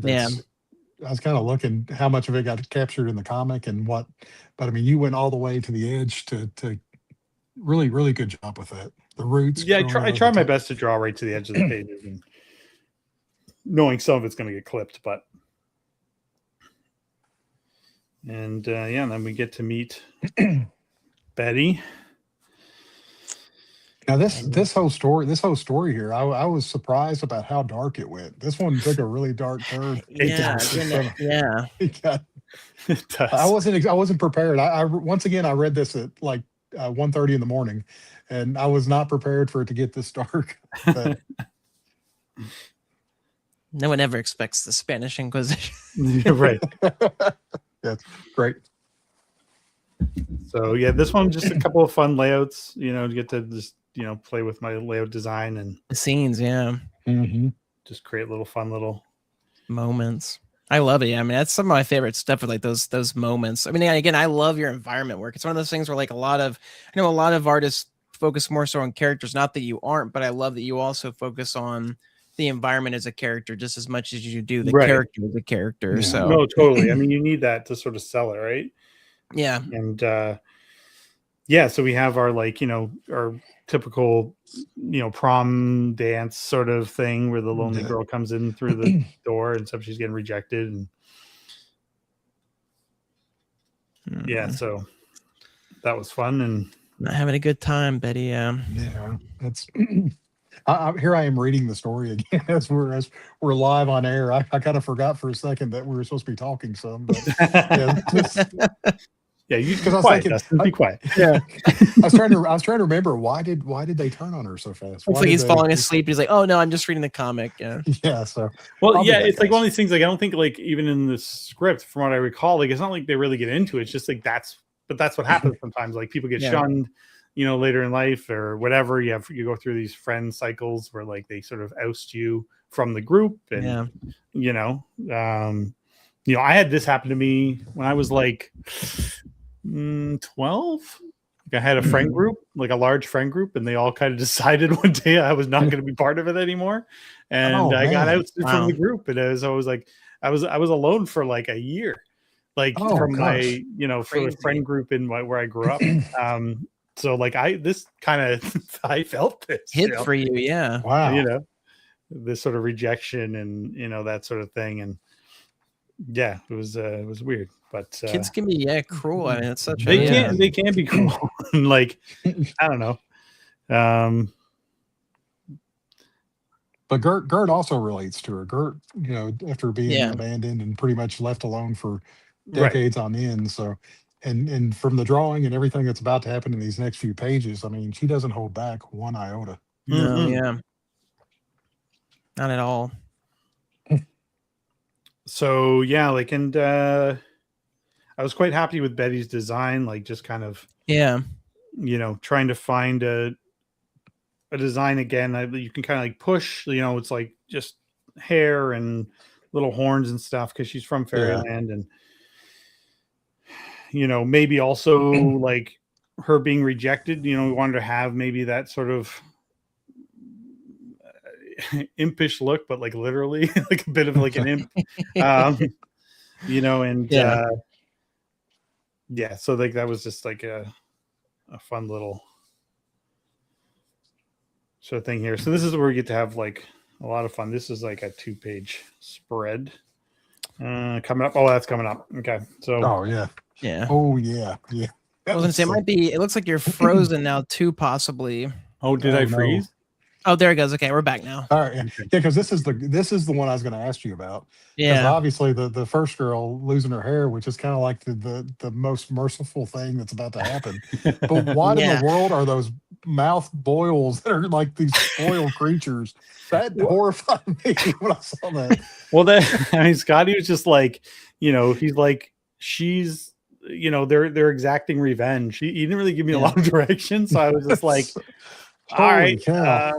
what can I come up with? I'm like, okay, hair getting pulled out. That's kind of classic. The beautiful girl losing her hair. And then, then this thing, the boils turning into That's something that I don't ever see. I just randomly came up with this crazy intense. well, Rat like, boils. and kind of like R.I.P. Sam Keith, but this was like a nod to like those little like white creatures in the max. Wow. Wow, yeah. God, and look at how happy they are at the bottom. This would scar most people for life to see. Another that. that's just another day for Gert. Yeah. Oh, and it gets so much worse. Oh my gosh, I forgot this. Till we get. Oh. All right, so we got our 2-page spread. Let's see if we can get this in here. We got to have a there we parental go, advisory warning for these next 2 pages. These are. So this 2-page spread, I did a little bit differently. I end up overlapping. Okay. Yeah, so I think it actually overlaps a little bit. So it's like weird. It's a weird thing. Like probably when I don't know if anybody ever wants to buy it as a 2-page spread, I might slice some of it and then like kind of butt it up. But yeah, I forget at the time. I think logistically I couldn't do it all at once. So yeah, Okay. I had to figure something Curious, out. yeah. Jerry said the Little Shop of Horrors homage there. Yeah. So yeah, a little bit of a Little Shop of Horrors thing. Just the plants turning into a giant thing and ripping. Love it. Yeah. Feed me, Seymour. This was one of the suggestions Scotty had of like just a guy being eaten by a bear. So I was like, well, sandwich there. Oh man, but the test is ripped out. This is one of my favorite ones of Betty. Just the way she's cackling and that silhouette of her is one of my favorites. Maniacal looking, yeah. Well, yeah, the plant too, Derek. You didn't just have the mouse be eaten. You had him ripped in two before, like he's dead before he even. Like his little eyes, little crosses. Yeah, he's dead.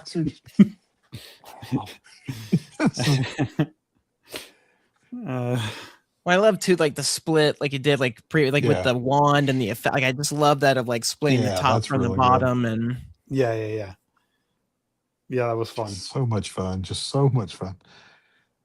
The pie. That was a pie. The pie. It blows up. Yeah, and visiting the grave with the zombies. It's like, man, like you're already having a bad day, like a sad day, and then it's like, And again, them just laughing throughout. I mean, that ha ha ha, just carrying on. It's like this is gold for them. Yeah.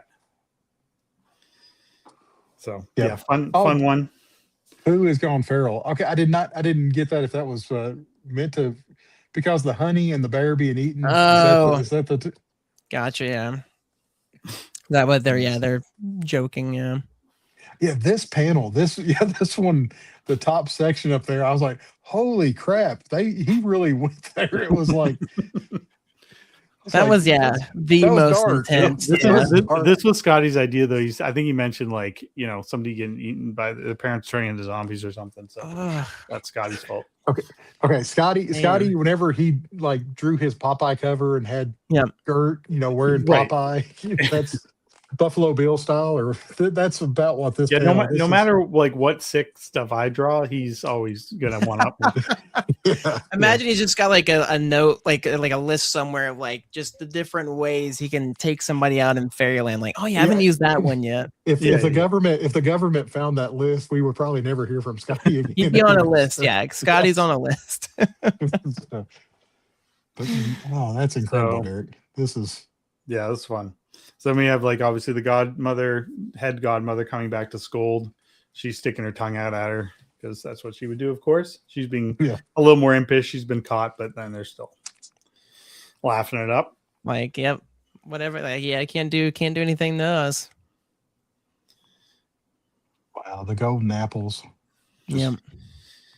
And then we got the last page here because Scotty ends up drawing page 20. That final, which leads us into 50. So it's exciting. Big 5-0, yeah. So for anybody that's, I was gonna say we can. follow us how do you like? Oh, there we go. There we go. Swap it. Yeah, you click and drag. So the little stupid fresh mess sticker. I know, on the computer, The toys in the back, the action figures or statues back there. I think there's a Batman. I'm trying to see it. Man, Derek, I'm worse. You talk about you drawing real small lettering. I can't even hold a book straight on camera. Seth, I thought we talked about that. I thought we did too. Yeah, I don't know if he's joking. Oh, Sorry. I was gonna say, Yeah, no, Scotty drew that page himself. So that was I think I forget who asked. I think you guys maybe asked me if I drew that one, but I did, because I was like, I thought it was, but I wanted to make sure, because I was like, if that was yours, I was, it was gonna be, so I could see it too. So I was like, oh, I wanted to make sure that it was Scotty. Yes, and then that's the one. I mean, we won't talk about it here, but I will read the last line because that's what everybody was thinking of. But whenever Scotty said, "Over, should I just be done?" I'm sure there's a lot of people whose hearts skipped a beat as they read that, Derek. But we can talk about that a little bit more in 4 weeks from now. Right. What a tease! What a. Well, it's such an interesting. How is that for you? How has that been, this buildup of getting to jump on and like reading the scripts as you get them and knowing like where it's going to go? Like, I'm just curious, especially like as a fan, and then being able to jump on and contribute and stuff. Like it's got to be interesting to like that lead up to 50 for you. So no, it's weird. Like it's I don't know. Like I really haven't gotten like a chance to really almost like. I think because you're going from like issue to issue to issue, right? Like, and there's a sprint, usually a 2-week sprint that happens in the sort of cycle of the books. And I think the last 3 issues, we were on like a 4-week turnaround. And so, it was definitely like there was challenges there to sort of get everything out, get everything, on time. For 50, I was late on some stuff, and then like Jean fell behind, and we were trying to like, you start to realize you're like, oh, like if I'm stumbling, whatever life's thrown at me, if it stumbles me, it's like, a domino effect. The domino effect, and you're like, oh, it affects other people in their lives, and like them being able to get their work done, and then and then Jean's also working on Lobo and like other things, and so it's like you don't want to like totally stop the train, so to speak. And this is 50, so I'll or at least the cover. We feel that right. Dustin's eyes bug out of his head, like blank page. like a Bugs Bunny, So so I don't know. It's like it was kind of one of those things where like it's probably best I didn't have a lot of time to think about it because the pressure. Yeah. I think the pressure of these last like I guess 41, 42, 43, 9 issues. I guess. Yeah, 9 issues. Like, so it's like, a lot of pressure, like to kind of get there and get it to like 50, and that. I don't know. So I guess you don't really get a chance to like feel the weight of the moment. Yeah, if that makes sense. No, 100% understandable. Like it'll be after it's all said and done, and you can look back, I'm sure, and see it, that it fully hits you. Yeah.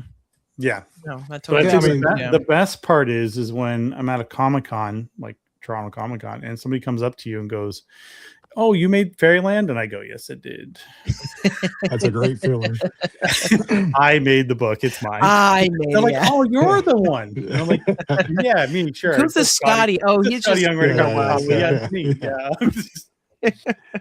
No, it's quite the compliment because it's been less than a year since we've had you first coming on here for issue 41, and we've hit 50. And you think about all the comics that that like Saga. Saga is one of my favorite stories that Image does, and they take a long hiatus after every arc. Mm-hmm. And this one, it's been Brian K. Vaughan even sent an email out this week explaining it's going to be a little bit longer, but they're committed to finish it. Yeah, Walking Dead was another one that just kind of rolled out every month.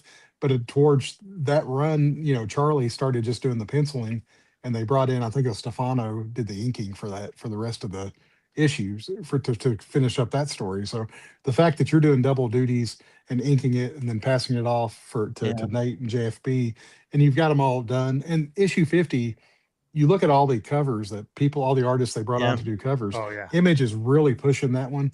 So, I mean, the fact that it was just like bam, bam, bam, that you had to get them all out.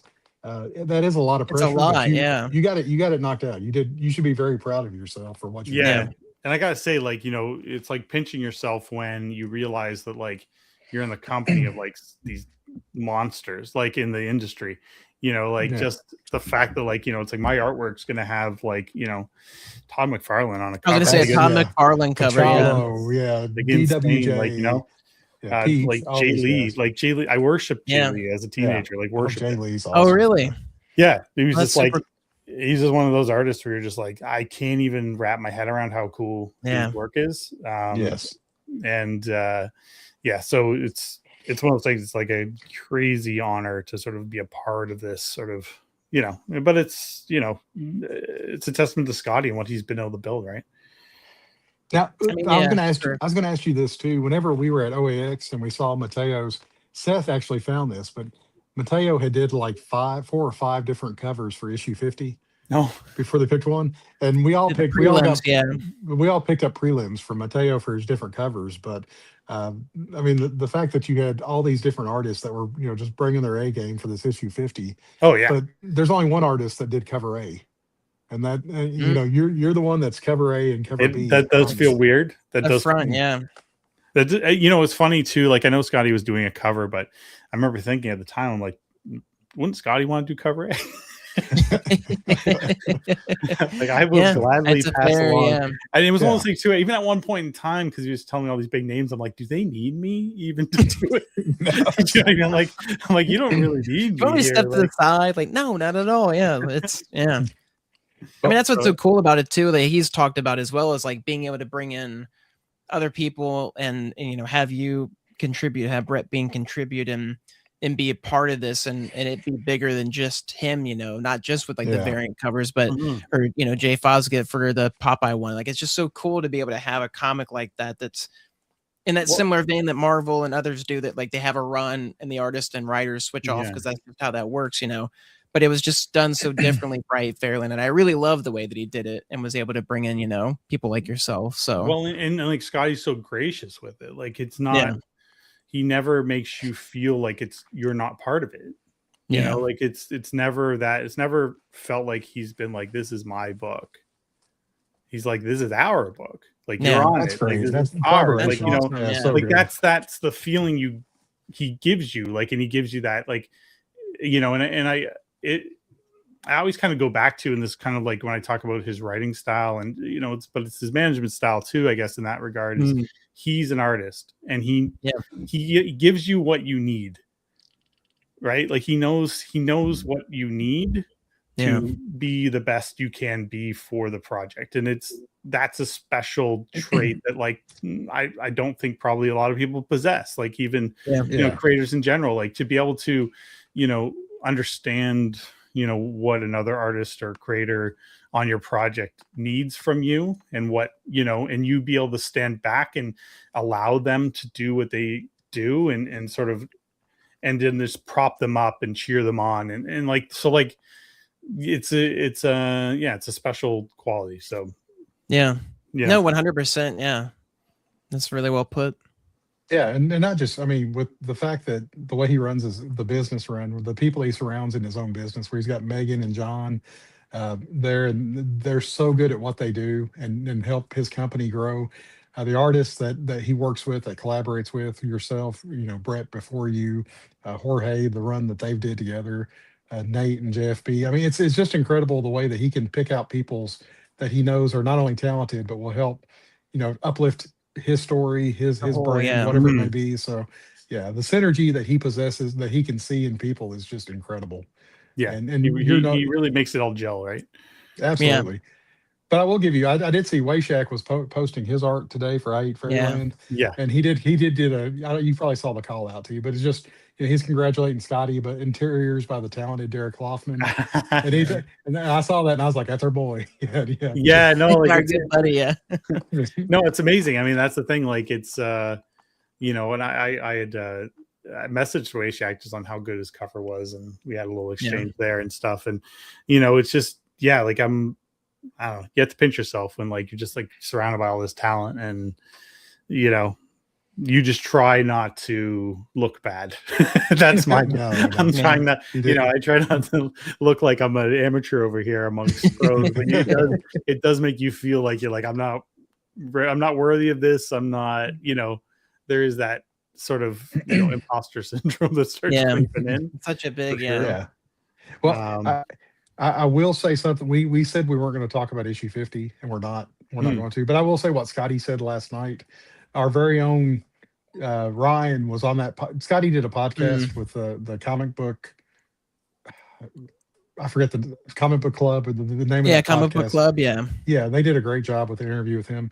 But Ryan asked the question. I recognize Ryan's name popped up, but he asked Scotty, because Scotty was talking about whenever Fairyland first, got created, that he had different visions of what Gert would be, that character would be. Would it be this big, strong guy? Would it be like an old Lobo, lady or a little girl?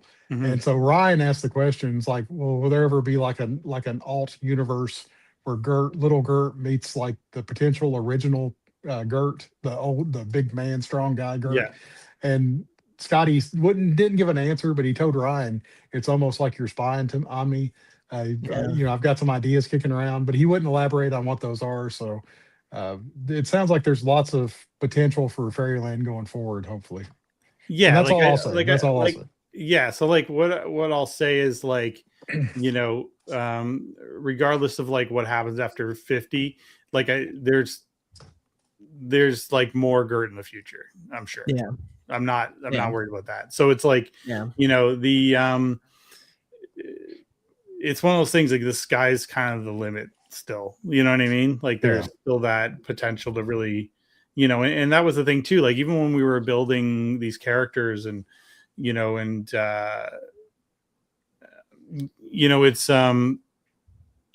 we always talked about like, oh, it'd be fun to do, get them all together maybe in an issue and Guardians of the Galaxy style or something. And sort of like that sort of idea. So like, I mean, that's the thing where it's like, the ideas we're not short on ideas, that's for sure. Yeah. That's wonderful to hear. I think there's lots of fun stuff to come. So do you want me to talk about my cover here? Do you want to? I know. Yes. Let's talk about such another fantastic. So when I, obviously was going to do a cover for 50, I'm like, okay, I got to make it look as cool as I can. That's one thing. So I'm like, what could be cool? I'm like her holding a big bloody axe with chunks on it. Like that's cool. And then I'm like, I wanted to incorporate as much of my favorite sort of characters that Scotty had designed from the get-go that kind of made me a fan of this series to begin with. So, doing my best to sort of incorporate all these in there. So we have like, Happy impaled on a spear that's gone through one of the mushroom samurai, Shroomrai. Shroomrai, and getting the giant ball sack in there, I think it was important. Codpiece. That's right. And it took me a second to realize what you. That's like that's the PG one, right? Yeah. Codpiece, yes. Thank you, Dustin. That's what I'm here for. I forget the barbarian's name. The barbarian woman. Oh my gosh! Shoot. I can like picture her in the issue, but I'm blanking on her name. Like it almost like feels like it's like sort of like a G or like it feels like that. I don't know. If somebody in the comments knows that name, Claudia, having her impaled with the samurai sword, I thought was fun. This is I forget the name of this character, but he was I did that guy for the first time in my short that I did for the Untold Tales. So I wanted to incorporate him in there. And Gwag, Gwag. Gwag? Gwag, Gwag. Oh, Gwag. Okay, yeah. I couldn't. Sorry. And then the big slug guy. Yeah. The guy who rapped. Tyler, you want to do the live reading again? Your version of his voice? Yeah, we did a live reading of that issue, and I was like trying to like spit bars that Scotty wrote. I was like, I have no idea the melody or how this is supposed to go. So it's worth rewatching. So that was just that was my cover, and Love it. Jean killed it with the colors, and really happy with how that came out. So Yeah, it's so fun. We are Yeah. too. That's- So fun watching all work together because again, it's like it stands out on its own. But the inks, like you said, when JFB gets in there with colors and it's just like crazy. Again, like you were talking about, like the synergy that like y'all have is like a team to. Again, just all you do is just elevate the person behind you, Right. and then it like then it elevates just the project as a whole because you're each just contributing, the best of your ability. Yeah. And what's wild too is the fact that you all, and they've talked about this. We've talked about this with other people too. But the fact that you're in Canada, Scotty's in Kansas City, Nate's and nobody wants to see me. Nate's where he's at. JFB's wherever he's at. I mean, but you all work so well together. The end product. You would think you all were all in the same room, brainstorming every day and putting it together. So it's just really, really well done. Yeah, the synergy is there, right? Absolutely. Yeah. No, 100%. Yeah. Well, hopefully everybody enjoyed that. That was great. Yeah, it's always such a blast having you on and being able to look through the art. I mean, it's one of my favorite things is not only to see the art, but like you said, just point like the stuff that you're pointing out, either that we catch or you catch, or just to have that like fun back and forth of just getting to dive into. Well, this is where I get to indulge a little bit, like in the sharing, because like nobody else really cares. My wife and kids don't care, But that's like, great. Like, hey Val, look at the way I laid out the page. And she's like, whatever. Isn't that the same thing you did on the Yeah. But Derek, I think you're the first one that showed a page, like showed an issue live on here that kind of prompted us to ask every artist that comes on to have kind of a show and tell. Oh, good. Because we enjoyed it so much when you did it. It's like this is the most fun you can have outside of director commentaries on DVDs when that used to be no, for sure. Like I think that and then that's the thing. Like comics we don't get to do that very often. There's not usually like I try to throw some of that stuff into the back matter of my own books. Just a little bit behind the scenes commentary where I can, but to talk in depth and just sort of. It brings back memories when you're looking through the pages and you're like, oh, that's what I was thinking, when I drew that, or, this is, whatever. It's just, it's a fun sort of way to kind of go back through it and explore it again. And, because you're moving on to the next issue and you kind of forget. And it's kind of fun for me just to kind of go through it with you guys. Yeah. It's fun to go back and relive it. Yeah. 100%. Yeah. But now we get to the fun part where we try to wish something into existence for Derek. So everybody put in their positive vibes. The plug. Oh, let's make Conan happen, just like we tried to make Fetch happen. Or darkness, yeah. But Conan especially, yeah. Yeah, I had to throw the darkness. That darkness was so good. I had to throw that on there too. But Conan is. We would love to see a run for you on Conan. Yeah, it's funny. So like. You get people coming up to you and asking you for sketch covers here and there. I don't advertise that I do commissions at shows, so it is kind of neat when somebody will still come up and go like, "Hey, you doing commissions?" And so to get darkness in a Conan is like kind of cool. Like those are characters that I dig and worlds I dig, and I hadn't drawn a Conan ever. So oh really? Yeah, so it's just kind of fun to like. I was like, how would I draw Conan and how would I push his shapes and, thinking a bit about like, what Andrew McLean does with like Headlopper, shape wise and thinking about like probably a little bit in my head, like Primal, like a TV show that cartoon on Adult Swim. Oh yeah. I can't pronounce his name. Gertowski. No, I did Tarkovsky. Yeah. Like it's, something like that. We're butchering it, but we're close enough, guys. Close enough. It's in there. It's so just thinking about those shapes and stuff, and so I'd done that original like sketch, and I was like kind of proud of it, and so I'm like, hey, you know what, I'll just throw this out in the world, and and I just sort of said like, hey, like, would anybody buy a comic of me drawing, like, if I did a one shot of Conan, it'd be kind of fun. So it was fun. Like, I got a few responses like from different people that like Mike Spicer, who colors for Daniel Warren Johnson, he reached out sort of like, he's like, I got a cool idea for like a, Conan story. And, and then like a couple other people were like, I got a cool thing. So I thought that was pretty cool. I would probably, if I got to do a Conan thing, like it would be fun to write it and draw it all myself. Like, and I know like some of it's coming up for like in public domain, I think in the next couple of years. So I was like, maybe something, maybe I do a weird indie book or something like a Conan something.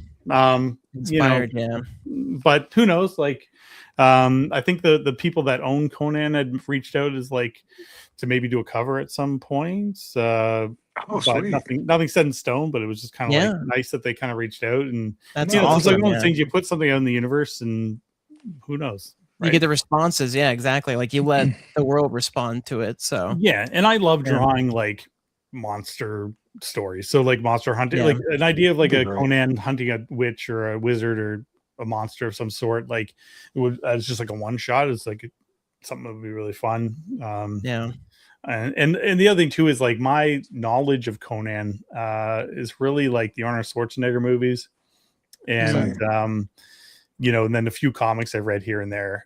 I don't have a great depth, so I grabbed like the Robert E. Howard like audiobook of like the original stories, and I just started listening to that recently. So I'll start doing my research and dive into the world a little bit more, and maybe one day I'll do a Conan story. We'll see.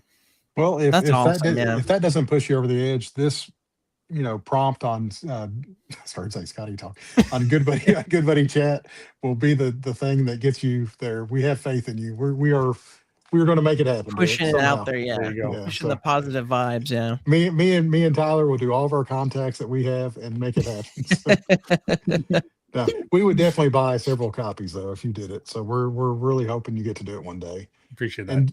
And do you take zip tones and screen tones to cons? Is that what is it? No, well, see, here's the thing. So when somebody asks me to do a sketch at a con, I usually say no. But then I say, well, I'll send it to you. So I'll mail it to you. So I mailed out these two covers because I got the screen tones at home. I rather like do like a proper layout. Like if I'm at a show, I just can't.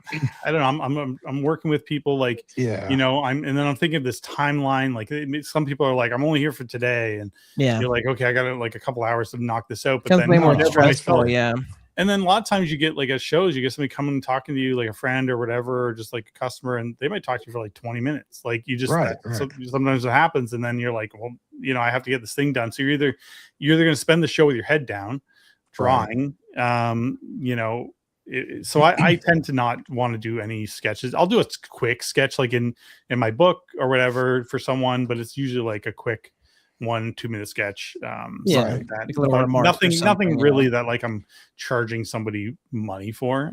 If you're going to pay me money, I want it to be as good as possible. So. And these are really good. These are the meticulous work on them. That's why I was like, how in the world did you get these cranked out at a con, knowing that people are going to be coming up asking for signatures and, and that's the thing. Like, I think if I ever visited like a show in the States, you might see that I would be drawing stuff, but then I would be there as like part of something, maybe like a group of artists or something, like it's someday or something where they're sort of handling the business side of things and you're just kind of there to meet and greet and sketch and do stuff like that. So like I could see in that capacity maybe doing something on a show, and then in that case I would bring my screen tones and do my best to knock it out. The problem is too, the screen tones do take time. Like even the simple ones can be like, it takes time to cut it all out and make it all look nice. And I'd be in line just to rotate. You'd have to buy stock in screen tones. What's my limit? So all right. Well, that we really, really, really hope that happens, because that would be such an awesome thing. But this trivia question came after we'd already had the other trivia question in, but we still wanted to. This isn't for a prize. So you win nothing for guessing this. But which book of Derek's is launching in France this week? In the book that you can only say in French. Dans le forêt de Wickerson. Okay. I wasn't going to butcher it. I was letting you read it, but yeah. So now, how is this? We've talked about other books that you've had published like that, but how does this process happen of going from your original, printing to the French printing? Well, I've been working with the same French publisher for I want to say since 2012 2022. So about 4 years now. Wickerson was the first book that he published. But it was when he was a smaller publisher with a smaller distribution sort of thing. But he was passionate, really cared about the authors. It just his desire to want to do good by the creators was like really inspiring to me. And that's sort of what drew me to him and sort of, he was a small, like, one man show. And he struggled. Like he was struggling to pay people, like at the time, like when he first launched a few books, and he had a few books under his belt already that he had published when he brought me on. But, it was like, he owed people money, and he had really had a hard time distributing the books in France. There was he ended up opening a shop. Like he went to that length. Like he opened a really nice shop, like to a bookstore to sell the books he was publishing. Like this guy was committed. So anyway, that hard work and dedication like landed him a deal. He broke away from his distributor and he partnered with Bamboo, who's a big French publisher in France. And so he became a sister company to them.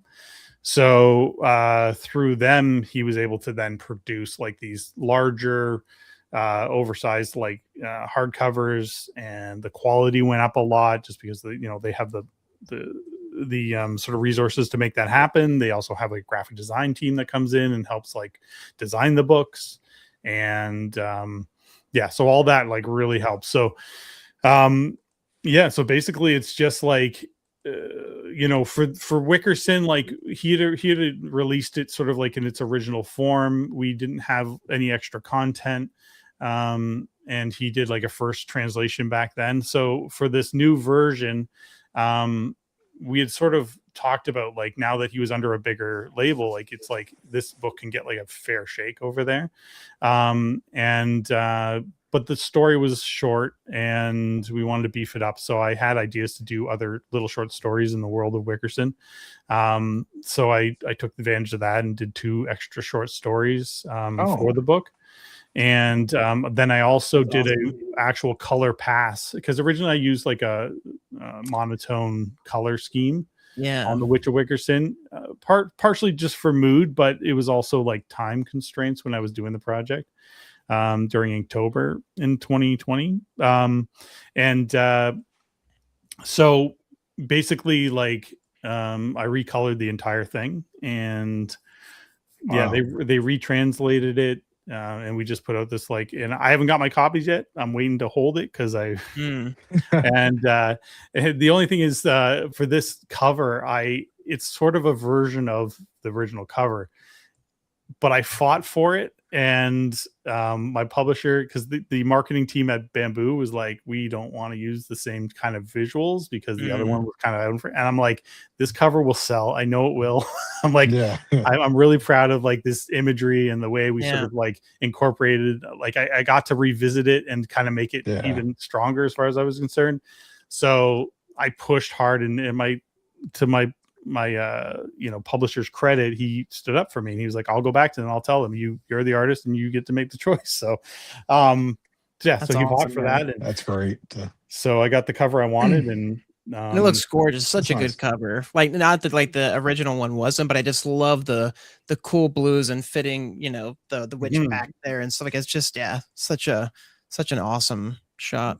I hope it'll stand out on shelves, Yeah. If people go to your Instagram, Derek, they can see some of the inside pages of what you're talking about on one of your posts, and just the colors that you use. It really pops whenever you flip through those, and you can see the difference visually from the others. But this is so like through this publisher, like, I mean, my sort of book sales in France have been doing quite well, and so like they're actually going to be bringing me out. I just kind of booked my ticket for a tour in France in October. Oh, that's so cool. So for Congrats, 10 days, man. That's awesome. 10 days I'm going out to France, and it's gonna be rad. That's really cool. Have you been out there before, or? Never. Oh wow, that'll be really fun. Yeah, that'll be Yeah. super cool. That's really cool. That's really awesome. Now- You get to, especially like being able to re-release it and like have a Yeah. new breath of life into it, For and like sure, have more yeah. people And read so it like and stuff. having it'll be like my fourth book under them, like under this like label. And you know, to just have a library of kind of That's right. books and go out there and sort of, you know, be able to meet with fans out there and see, you know, sort of what the response is. Like I know like Rune World over there is done quite well. Yeah. And yeah, so I'm hoping that this one being another anthropomorphic sort of feel like that the Yeah. same fans will come out and support this one as well. So that's the hope. It Think just they came will. out. So Yeah. we'll see. I was gonna say, I hope so. Yeah, I was gonna ask. Yeah, because I know we've brought it up before. Because yeah, I'm hoping you get a few. I know we've talked about it, but get a few on your site because I've got like one or two of the French editions just because I love those hardcovers and yeah, they're just so pretty. So Yeah, they're my gorgeous. God. And like, so if you ever get a chance to get your hands on some, like, definitely worth it. So, and the fun thing about this world, like Wickerson, that's what Rats of Ironwood is a follow up to. So this is sort of a prologue to a larger sort of story arc that I'm working on. So, Rats of Ironwood is sort of the first book I'm planning. I have like a 3-book sort of idea for this world, and so it'll essentially be 4 books all overall. But That's awesome. yeah, so Wickerson is sort of mainly the name, and I got to redesign the logo, which was fun because I threw together that other logo. It was fine, but I was really happy with like the new Wickerson logo. I love that. Yeah, that's such a cool. Yeah, I love that. So yeah, it was good. So yeah, we'll see. So like I'm hoping, you know, next year, you know, Rats of Ironwood comes out and it does well. So we'll see. But once you get back from your tour over there, we'll have to have you on so you can give us all the details because I've never been there either. So take lots of pictures so we can live through it. Well, and I've been trying to like learn a little French. I've been doing the that app Duolingo. I just started doing that because since I booked my ticket, I'm like, I better start learning a little French. I failed French so hard when I was in school. So. Yeah, I was gonna say I took like 2 years of it in high school, and I do not remember like hardly any of it. So yeah, no, I've taken it since because we're in Canada. So like, I was gonna say, yeah, it makes sense. Yeah, it would be more. Yeah, it's our Spanish, right? Like we don't learn Spanish, we learn French, and but I was horrible. Like taking it like grade 4, 5, 6, 7, 8, 9, and like so like 6 years, and I still it's brutal. Like, it's bad. Yeah. They mercilessly passed me through that. Oh me. That's too really funny. Looking forward to that. Yeah. So this is our new plug that we've got, Derek, since you've been on here last. That hits all your socials. Plus, it's an active QR code that can click. Where does this take him to? Does this take to the? It takes to his bio site because I found you have a new bio site link that has all your links and socials and everything. So again, those are nice because I can just link to that and then everybody gets access, you know, to everything. So yeah, I test them all out too because I'm always like, I hope these things work, but I test them before we post them and make sure that they should link up. So yeah, he tests from his Android and I test from an iPhone, and everything works well. So we're. But if not, there's the bio.site/Laufman and make it easy to type in. Yeah, that works too. And there's also just like my name. Derek Laufman. I was going to say DerekLaufman.com. Yeah. Yeah. And also, you just Google me. So the Derek Laufman handle there. Yeah. Make sure and sign up for Derek's Patreon too, as you can see there up there. So really want to support him for that, and also visit the Derek Laufman shop. He's lots of good stuff in the store. Yeah. As we don't know what's going to happen with I Hate Fairyland. So get those pages before they're gone forever. So make sure there's still pages from issue. Chunk of pages there. So 42 and 43. So go there and grab them because they'll be disappearing, and we don't know. We say there's more story to tell. We're trying to do the hard sell now and make you think that there's a limited supply. So let's get what we can get. But yeah, let's support Good Buddy Derek.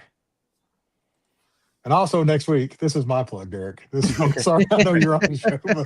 But next Tuesday, I will be on with Bill Cox on the Comic Art Fans show. And there will be art from Derek on that show. But, Oh, well, the premise of the show is every Tuesday night he brings in a collector that has an art collection. And this is so embarrassing. My comic art fans calf page is so outdated. And I saw that he had put a little summary about me on there, and I thought, I don't even know if I own those pieces that he's talking about anymore. But I had to email him 18 pieces of art, and you could probably guess which one that I picked from Derek. It's from my favorite character ever, the best character created in I Hate Fairyland. So that one will make an appearance on there, and I'll be singing Derek's praises to everybody watching. But next Tuesday night at 8:00 p.m. Central, 9:00 Eastern, I'll be on there doing my 18 pieces, and I am a nervous wreck. I hate. What are you talking about? You do this all the time. Yeah, but I have Tyler. Tyler's my blanket. I'm like Linus. I need Tyler on there. I may have Tyler sitting behind me in the back. I may fly him up here. I think what we need to do is we need to print you a Tyler blanket. You drape yourself in it. I love it. There you go. But I watch go back and watch some of these Tuesday night shows, and the people are so serious and so proper and so professional. And I'm a goofball. I can't be serious. Well, you be yourself. That's what you need to do. Yeah. Bill, I was going to say, Bill seems very chill. So, yeah, know, they're all like 2-hour. They're all 2-hour shows. I'm thinking he's going to keep me on 30 minutes and then kick me off. So. No, but no, you'll be just fine. Thank you. Exactly, thank you. Looking forward to that goofy grin there. All right, that's my plug. Now we get to our segment. This is a new segment since you've came on, Derek. This is our favorite things of the week. Yeah. In 2055, we'll be able to sing the song. That's when the public domain runs out for the song. But until then, you just sing it in your head. That's what we tell everybody. Yeah, I want my peeps there. If I see Becker, Seth, Ryan, Britton, all these people out there, Keith, all of our buddies that pop up, Jerry, every week, Shane, it'll make me feel good. But our favorite things will. I'll be talking about it. Tuesday night is my game night. I'm sorry. That's fair. That's understandable. I wouldn't expect you. I'd be nervous if I knew you were watching because I'm going to be singing your praises. So right. I got to. Well, if you're going to sing my praises, I'm going to tune in later. Tune in. I'll fast forward to that part. Well, I got yours will be towards the end because I thought if Derek's watching, I'm going to make sure he watches the whole thing. So.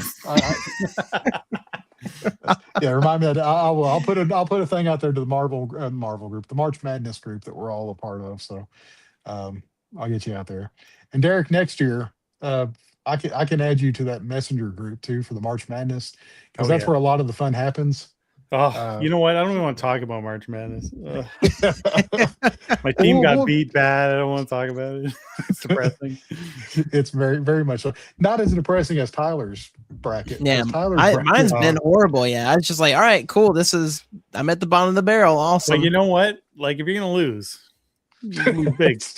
Yeah, go big or go home. Yeah. No, you swung for the fences, Tyler. That's what I like. You know, he walks away as the explosion goes off behind him. But did you tell them? Is this public knowledge? Did you make it public knowledge what our little inside bet was? It isn't. No, our side. Yeah. Go ahead, Dustin. No, sorry. So we were waiting until Derek came. I didn't want to blast it without you out there. But between the three of us, we our group, the Scotty Young Appreciation Group, has a March Madness bracket. But the three of us did our own little side bet that whoever got the lowest bracket score had to draw Gert for the other two people. Yeah. And I was really scared it was going to be me because nobody wants that. But the two artists and the accountant, who wants to get the Gert? But I think me and Derek are going to be right there at the top. I think we both picked Duke. But y'all keep balancing right there in the middle. We'll be in the middle. But Tyler is like the basement dweller. I'm at the bottom. Yeah, I picked Duke, but everybody else was what I picked wrong. So, but again, I didn't pick it. I just let it pick for me, and then I just switched the final winner. So, okay. Hey, do you still have a Good Buddy sticker, Tyler? I do. Yes. Make sure when you send Derek his skirt, make sure and throw that sticker in there. There we go. Yeah, it's the OG one. Yeah. Nice. So we got to make sure. I wanted to get him one anyway, and I forgot. So so we'll get that. Call out, yeah. I want Gert as a K-pop demon hunter too. Is my suggestion. This is what I've asked him to try. You'll have to give me a prompt. Yeah. For me, it's dealer's choice. You do whatever you want. All right. I love it. Oh my goodness. All right. Well. You can start sharpening those pencils. I know. I'm like, I haven't yet. I've been meaning to practice Gert because I'm like, I know I'm going to draw her, so it's like I might as well get the jump on it. Love you, buddy. Love you. All right. Bedtime. There you go. here at the Whitney House. That warms the heart too. That's one of my favorite things right there. So, but my other favorite thing, I lock my door. I lock my door so my kids can't come in. yeah, Right Yeah, now, there you go. that door's locked back there. Just Nobody getting in. no Yeah. entry. they've made some cameo appearances before. That's it's very cute. Very cute. Well, my kids will walk in with like no shirt on. Just be like, you know. That's good. even better. That's Yeah. Oh yeah, Ryan, real quick. Let's get back. He has April sadness. Sorry, There we go. yeah. I like there we go. that. All right, one of my favorite things that I finally got to do for the first time this year is mow the yard. My yard does not look like that. This is not my yard. In case I was wondering. Just saying, Yeah. that's impressive. That's not me. No, mine. I don't What do draw. you like, I can't. Yeah, I just like going fast on my lawnmower, so I don't have any lines at all. And that's the. I just love the smell of grass. I love sneezing Yeah. all afternoon. But it's such a great feeling to be out there and feel the wind blowing through what little hair I've got left. So it's yeah, that's one of my favorite things. I love. Do you want to know? Like my counter to that is I hate mowing the lawn, and I make my oldest son do it now. So oh me, that's the other side. I appreciate that. Yeah. My oldest daughter, she does the push mowing. So I don't do the push mowing. I was gonna say if I had a fun riding lawnmower, it may be, but yeah, the push stuff is never fun. I got a 0 turn, and I mow so infrequently. And I got one 10 years ago, so the price was a lot cheaper than they are now. But you know, I just want to say I'm a little disappointed that this segment doesn't have a video of you on your riding lawnmower zipping around your yard. We need video evidence. Yeah, so, I want to see it next time. Yeah, I go wee. Okay, April 29th. We'll get one on here for you. There you go. That's the goal. There we go. But also, I wear shorts, so my white legs will probably blind everybody on here. So, all right. Favorite thing number 2: Randall saved the day once again on Paradise. Yeah. Spoilers. I should say, if you have not seen Paradise, the season finale that aired Monday, please do the earmuffs real quick. Derek, are you watching Paradise? Because I won't say too much about it. We'll just say that it fell into the same category as Frankenstein for me, so I'll just keep my mouth shut. Okay. It's not for everybody. But we love This Is Us so much. And Randall, or Xavier is his name on the show. Sterling K. Brown, he could read a grocery list and I would listen to every single word of it and just hang on. So I love his acting. He's such a great actor. But I love the finale. I talked to a couple people at work. The finale was not for everybody. And one guy I talked to said the last 2 episodes had kind of lost him. He wasn't. But I love the direction it was. I love the exposition. They said they don't take, it's not like on The Walking Dead where if there's a father and a child, it takes them a full season to get reunited, or it takes you to find out that they are related, or that stuff happens really quick on this. It's supposed to be a 3-season show. So loved it. But like I said, it's not for everybody. I'm not going to judge you like Tyler judges me for Frankenstein. Yeah. No, it was fun. Yeah, I liked it. So I'm curious to see. Supposedly season 3 is their last one. So curious to see how they wrap it up. So well, they keep saying Dan Fogelman. I thought he said I know they've but they backtracked on it now. Yeah, even Sterling is maybe we get more. There's people who want it. Kind of a deal. But maybe that's spinoffs or something. I don't know. So it's no Dark. Dark. Did you? Oh my goodness! No. Did we talk about Dark when you were on here, Derek? I can't remember. No, but I love Dark. Yeah, Dark is wild. Yeah. Yeah, I want to go back and rewatch it because I haven't watched the last season. I took too long in between season 2 and season 3. So I'm about to rewatch the whole thing. No, I'm about to rewatch the whole thing now. Okay, yeah. I did it with the subtitles too.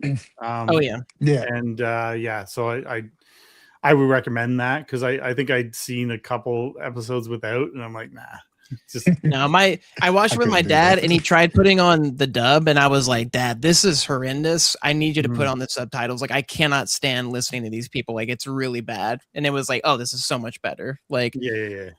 100%. No, the dub. I had to listen to the dub, and I had the subtitles on because I was on my phone looking at like connections that were going on, and I had to hear what they were saying, and I couldn't miss any of it. But we need to do a rewatch. We need Well, to I the three think, of I us think, I need to do think a Dustin, rewatch. I of think it. you need to do a locked in rewatch and do it with subtitles, Subtitles, yep. original language, no dub. Yeah, the little tips like pumping it straight into my brain. Here, I'll so we can- tell you though, again, the what annoys me the most is the What's that? 1886 sequel that they started. That only got one season and then they canceled. And I was Yeah. just as 1899. invested, or in 1899. That's what. yeah. Like that one was so. I was like, oh my gosh, What- like was this one's that even connected? more interesting. Was that It series? was- Because I never watched the series because I was afraid when it was on Netflix. I'm like, this may not, Yeah.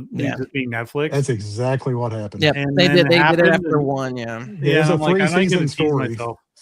yeah, that's fair. Yeah, it was. It's a Yeah, it was three-season so story good. that only made it through the first season. And Yeah. the cool thing about it was like mixed languages. Like they had so many different languages. So even the dubs, you couldn't tell. Some was in English, some was in some type of Chinese, some was in German. I mean, they had it mixed so well. But of course I listened to them all dubbed, so I couldn't tell Yeah. that. I had to read about that later. But it was such a wild twist. We won't spoil it. Like if anybody's going to watch it. But yeah, the creators team also has a new show coming out that they're in development now. Oh, So okay. hopefully it's based upon a book. I can't remember the name off the top of my head, but Well, hopefully they're, it'll they're be good. talented people, so it's like, Yeah, you root for them. You hope that they, get the right backing, and I don't know. Yeah. You need room to grow, like, and let a show, pick up steam. I think that, like, sometimes Netflix can be a bit of a wasteland, and if you have a good show, it just kind of goes out there, and Yeah, Yeah. it just dies on the vine. Yeah. Well, the theme songs for Dark and the theme songs for 1899, like the Alice in Wonderland, inspired song from like the 60s that they played really slow for Yeah. 1899 was just it. The songs set the mood for the show so well. I love a good theme song. Yeah, that leads into the same, show. yeah. Which honestly, I'll say I really love the music for Paradise. Paradise's overarching Yeah. theme is so beautiful in the way they'll do different renditions of it. I really, really like. I was like listening to it on repeat, and it's interesting because he actually put the I'm forgetting the composer's name, but he put his original demo for the theme song up, which I thought was really cool. And it's him doing the singing parts, and like you can tell, like it's just the demo. It's not meant to be but it's really cool. There's not enough of that out there in terms of music. Like even with K-pop Demon Hunters, they did the same thing. EJ like showed off her original demos for some of the songs, and it's just really cool to get that like thought process before you get the refined kind of polished piece. So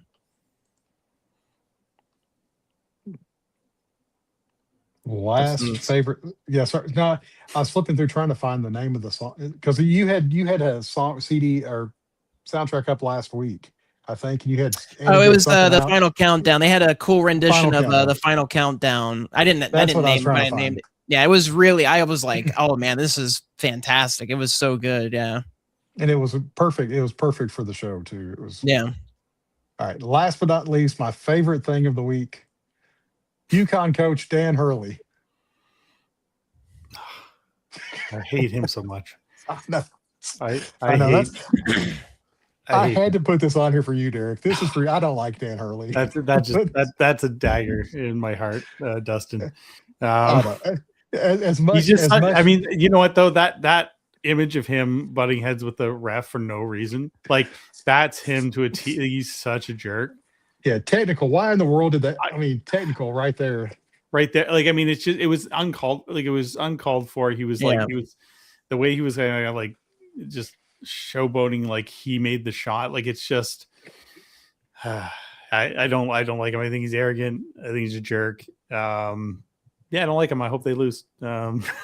Thumbs down. Tell us how you really feel, Derek. Yeah. No, Sorry, that's not how we treat us. yeah, that's not what you're about. That's right. Yeah, all right, this that's is opening old wounds, Let's get off him. then. All right. Tyler, your favorite things now. I had this up last week, and I had it again because I went and saw Hail Mary a second time, but I saw it in Dolby this time instead of 70 millimeter. But I specifically put up Daniel Pemberton, who did he composed the music. He also composed the music for Spider-Verse movies. That also worked with Of course, I'm gonna blank on their names, the directors' names. Oh, Miller and Um, Lord. Miller and Thank you. Yeah. And yeah, it was just as good the second time. I really liked this movie. I took Alexis to go see it. She hadn't seen it, and she really liked it. But the music was just, again, Daniel, it was so interesting, like hearing motifs or themes that I would hear in Spider-Verse. Like again, like, you know, everybody's got their signature, if you will, of like things they like to do. And it was so interesting to hear that in this one with Hail Mary. But man, Ryan Gosling is just such a fun actor to watch. Like he just balances that like fun and serious, like he can, you know, kind of do it all. His range is so wide. I want the fox sweater that he's got. The fox cardigan. Yeah, that he wears. his outfits. Yeah, people were like all over, like, man, trying to find out like where his shirts and his sweaters and all that stuff was from. So this was the one poster picture is just the poster, but they have this screen walking into my Dolby Cinema where they always have like a video playing of the movie that's in the theaters currently. So my favorite thing to do is take a photo of that every time I go see a movie. So that way, like, I can always, like, you know, oh, that's, you know, it's like, kind of like the ticket now, because now the tickets aren't really a thing anymore. That's kind of become my ticket in a sense. So, and it's always fun to see what videos, you know, they put up there. So that's, yeah, Ryan Gosling, you know, in space. So. Do you want me to tell you my connection to Ryan Gosling? I don't know if I ever told you guys. No. So when I was in grade 12, he went to my high school. He was in grade 10. What? Oh, wow. Yeah, for 1 year, he went to my high school. And so friends of mine that were in grade 10, they were part of his little friend group. I guess they were like drama kids. And yeah, so he was in high school. I have him in my yearbook, like my grade 12 yearbook. He's in there. That's wild. That's so cool. They're not the ones that kicked you out of the group, are they? No, that was earlier. Okay, I started to say we don't like that. That was before high school. On Ryan Gosling all of a sudden. So. How dare you, Ryan? Yeah. Yeah, he'd be an enemy. That's awesome. I always loved those. So I wasn't. I didn't know him. Like I didn't know him. Yeah. I knew people that knew him, but because he was in grade 10, he was just like I was in grade 12. I wasn't talking to grade 10. Yeah, you're not looking at the lower class. Playing football and basketball, and cool for those kids.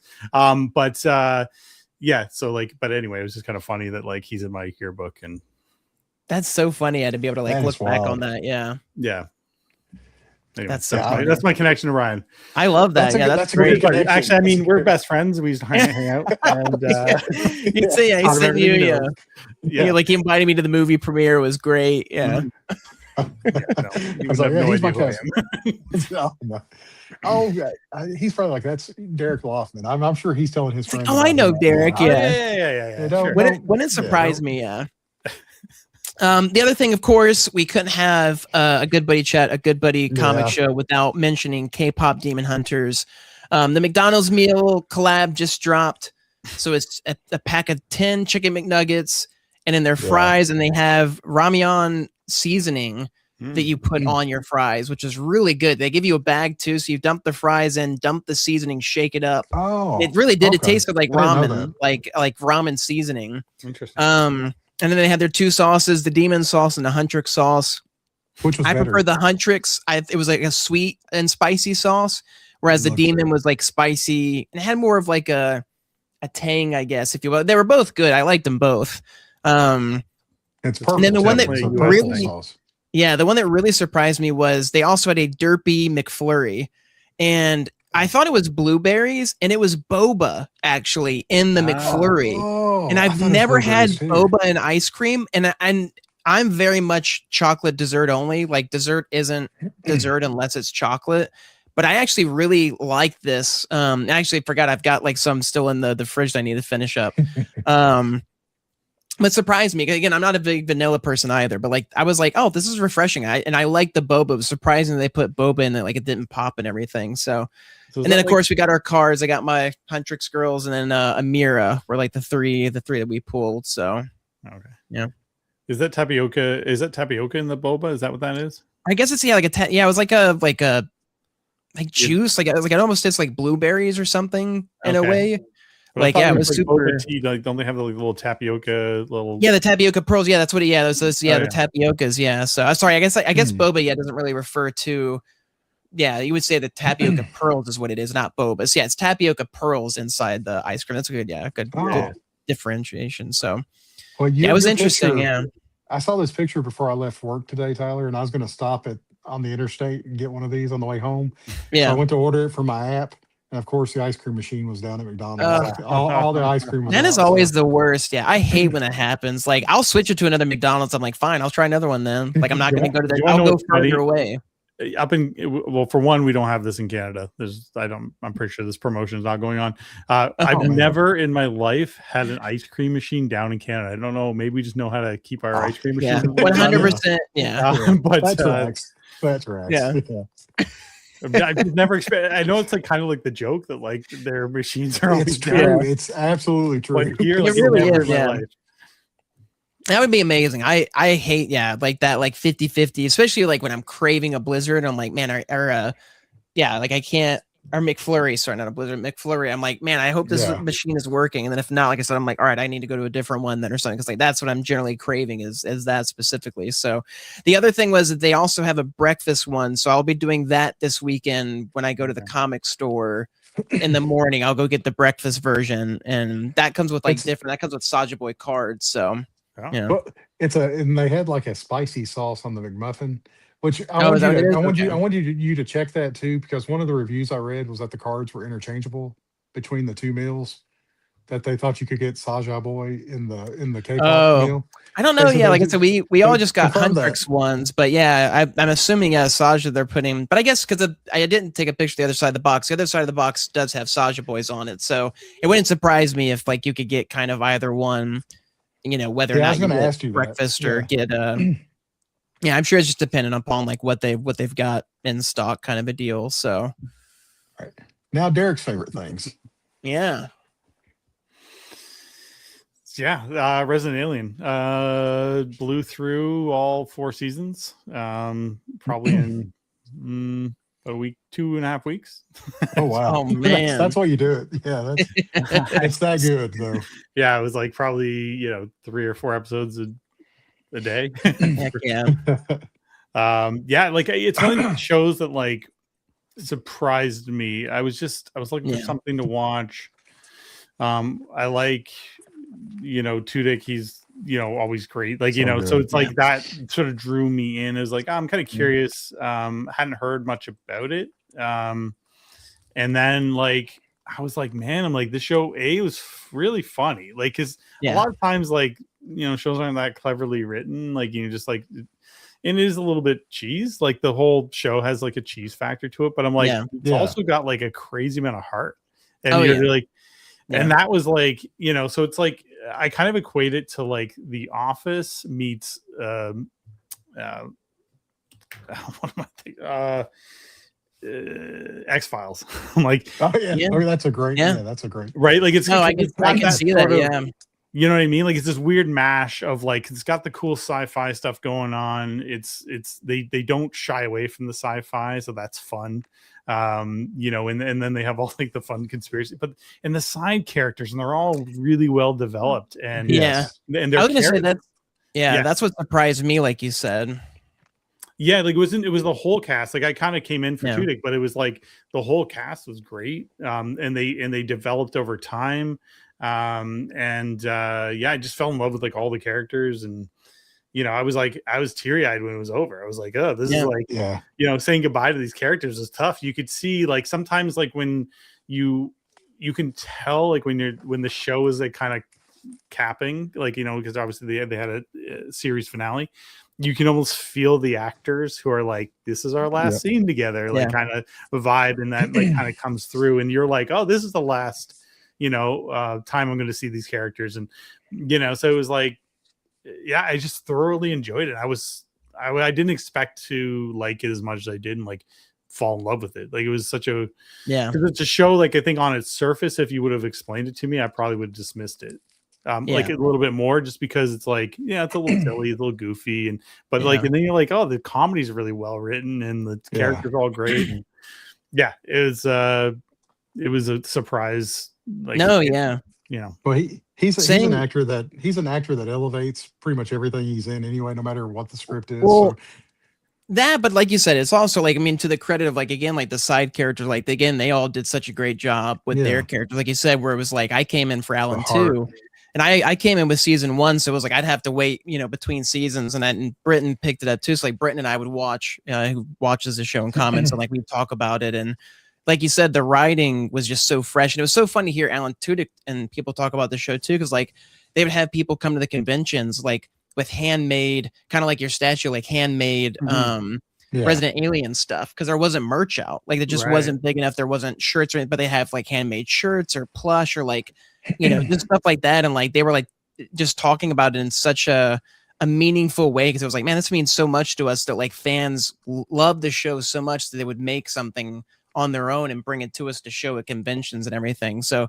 it definitely, like you said, seems like this show meant a lot, not just Alan, but the whole cast, like to have a show like this and be able to go for 4 seasons like they did. So it was such a fun one, like a consistent show. Like it was not, there was not a dip. Like I never felt like a dip in seasons. But I do have one gripe. I have one gripe with the show. What's your gripe? Okay, when you have a show where you cast young children, that has a short period of time. That yes, place. And you're like, but the season is gonna be like, it's gonna take you a year, maybe more to film. Yeah. And those kids are like suddenly like bigger than the adults, young adults, And then it's like, so it's a little. I would have like just, if I had one thing, it'd be like give a time jump in the story. Have something like write it around that, because these characters are going to age, and if you looked at a timeline like of like actually the events and then the way these children age, it's like insane. Because there's these 2 cute little kids at the beginning, and then they're like teenagers, and he's like shaving his face the next season. You're like, wait a minute, what's happening here? I think we've had that we've had that same conversation on the show before, because I griped with Tyler about that. Stranger Things, there's about Resident Alien. But I mean, at least Stranger Things, to some degree, like there is a time jump, like, or they don't. It's not just like the next day. But in Resident Alien, it's like, especially it was night and day difference. It's literally the next day, and then the kid's like a foot taller. You're like, okay, it was rough. It was rough to see. But other than that, like, I mean, if you look, Pat, that's the one, like, one little knock against the show. But I mean, that's not really something you can help. No. But they doubled down with it too. They just rolled with it. They never addressed it. They never said anything. So after a while, you're like, all right, we just got to suspend belief and just go on to that. So and my other takeaway too is like I totally would love a sideshow, like or just like some other show with that ditzy blonde one. I forget her name. Oh my gosh, she is. I loved watching her like come up in the background. Scene stealer, Oh, like so good, and just like when she was like running the motel. Yes, like I was just gonna just watch her run the motel. Like, give me that. I was just gonna say that was probably my favorite. Was it like she's in charge and you're just like, oh no, like this is gonna end so poorly. Yeah, Debbie, there you go. Yeah, Debbie. Debbie. On top of it. It's just she's such a good character, and like not even like that's the thing. They didn't give her like a ton of screen time. When she was there, it was like, wow, like, she's gonna like steal that scene. Like it's crazy. So good. Yeah. Well, my one tidbit that I will add to this, Alan Tudyk has said before that he was like, there was 100 actors that auditioned for the part before he got the part. Oh wow! Like before they found him. Some other places, and I had to double check this, and said it was dozens of actors. But one of the issues they had with Resident Alien was that they couldn't find the right Harry, and then whenever he auditioned, it kind of all fell into place. But the fact that I thought it could have been 100 other guys. I don't know if we would have been the same show without him there. No, like I mean, although the writing is solid, it's just he brought a certain. He's the anchor, innocence, but like weird, like he needed to have that weird innocence. It's it's funny. It's like when I was describing to Val, I'm like, you have to watch this show. I'm like, but just keep in mind, I'm like, the guy who plays the alien, I'm like, he kind of plays him like somebody who's autistic and maybe a little mentally challenged, but he's also like superior. So it's like this weird, it's this weird line that he rides it so well because he doesn't know how to be a human, and that's the way he kind of like bumbles through things, or like, it's just it's nuanced in a weird, it's goofy, but it's there, and you can tell that he put a lot of thought into like that whole thing. So anyway, I appreciate shows that are just like consistently just really well done all the way through. Everybody brings their A game. You can just tell it was like, yeah, they really had a lot of fun making that show. So the sheriff was great too. Brittany, I call it the sheriff. Oh my gosh, dude. The amount of one-liners, like Brittany and I would message each other back and forth of like, I cannot believe he just said that. And like his delivery and the way that he would say it, like just so like non-offensively to him, but it was like some of like the most offensive lines. And it was just like there was just so many good people. Yeah. It was good. Show. Well, you know what's funny? Like when I first started watching, because I had seen Murderbot, and I'm like, it's got sort of that same narrative, sort of weird, like, you know, where this superior creature is like, you know, talking bad about the humans or whatever. So it had that kind of underlying thing, and obviously this one came first, and I'm like, I wonder how much like they referenced this show. And I enjoyed Murderbot, but it wasn't like nearly as well done as this. Like, you know, if this is a like 9.5 out of 10, where like Murderbot would be like a 7, like it's good, like a 7.5 maybe. Like it was all right. Like it had its moments. It had its moments, but overall, like it's like when you don't have the writing and the acting like that support the main character in that way, like that's sort of a version of what this show could have been if it didn't have those other elements. Right. Now, did you all ever read the comic that this is based on? No, I was gonna say I only found out it was a comic after watching it. I almost like it's one of those things where like I'm like, I don't know if I want to read it because it's a different. Will it? Will it hold? or will it be a different vibe entirely? Exactly. So it's like I know the alien design. Like I looked at the comics, and I'm like, oh, they redesigned the alien completely, and I wondered when I first started watching it because I kind of looked that up, and I was like, I wonder if the creator was kind of hurt that like they kind of took it in this, and I'm like, maybe they just took it in a completely different direction, and maybe it's almost completely not like the book, or maybe the book's really smart too, and I don't know. Yeah, it's not for me. I could vice versa. I could see people that were fans of the comic too. Whenever they announced they were doing a show, and they saw what the product of the show was, like, it could have been a little bit betraying for them too. But it was a great show. It's a great show. No, it's super fun. Yeah. Now I'm not familiar with this one, Derek. So I wasn't either. Yeah. Okay, so this was one. So I was searching for other shows to watch after Resident Alien was done, and I'm like, I want another good show. So I came across Patriot, and it's done by like a guy who like writes and directs, and it's very stylized, very cool. It is like a government sort of spy thing, but at its core, it's like about a character that's very depressed, and it's dark humor. You know, this man, he's like, he carries a lot of weight of the world kind of on his shoulders, and it's crushing him. But things are just happening. He's just kind of going about his business. He has to get these jobs done. He knows what he's doing is important. But the show is just like really well written, really well directed, like great lighting. Like it's an art piece when you watch it. Yeah. Just super clever. It's not predictable like at all. Like I think it's I like that aspect of it. Like it's one of these shows where you're watching, you're just like, oh, I didn't know. Like in the opening scene, like the first couple of scenes, it kind of opens up and something happens, and you're just like, whoa, okay, it's this kind of show. Like it gets wild. I totally recommend it if somebody's just looking for something that's like smartly written. I haven't finished it yet, but it's fantastic. So did either of y'all watch House of Cards? Because I mean, it reminds me because another one. It was but it was like more intense or more. Yeah, no, it's very not House of Cards stylistically. Although like House of Cards had its like style and was pretty gritty and stuff like that. This one's more. It's hard to describe. I don't know.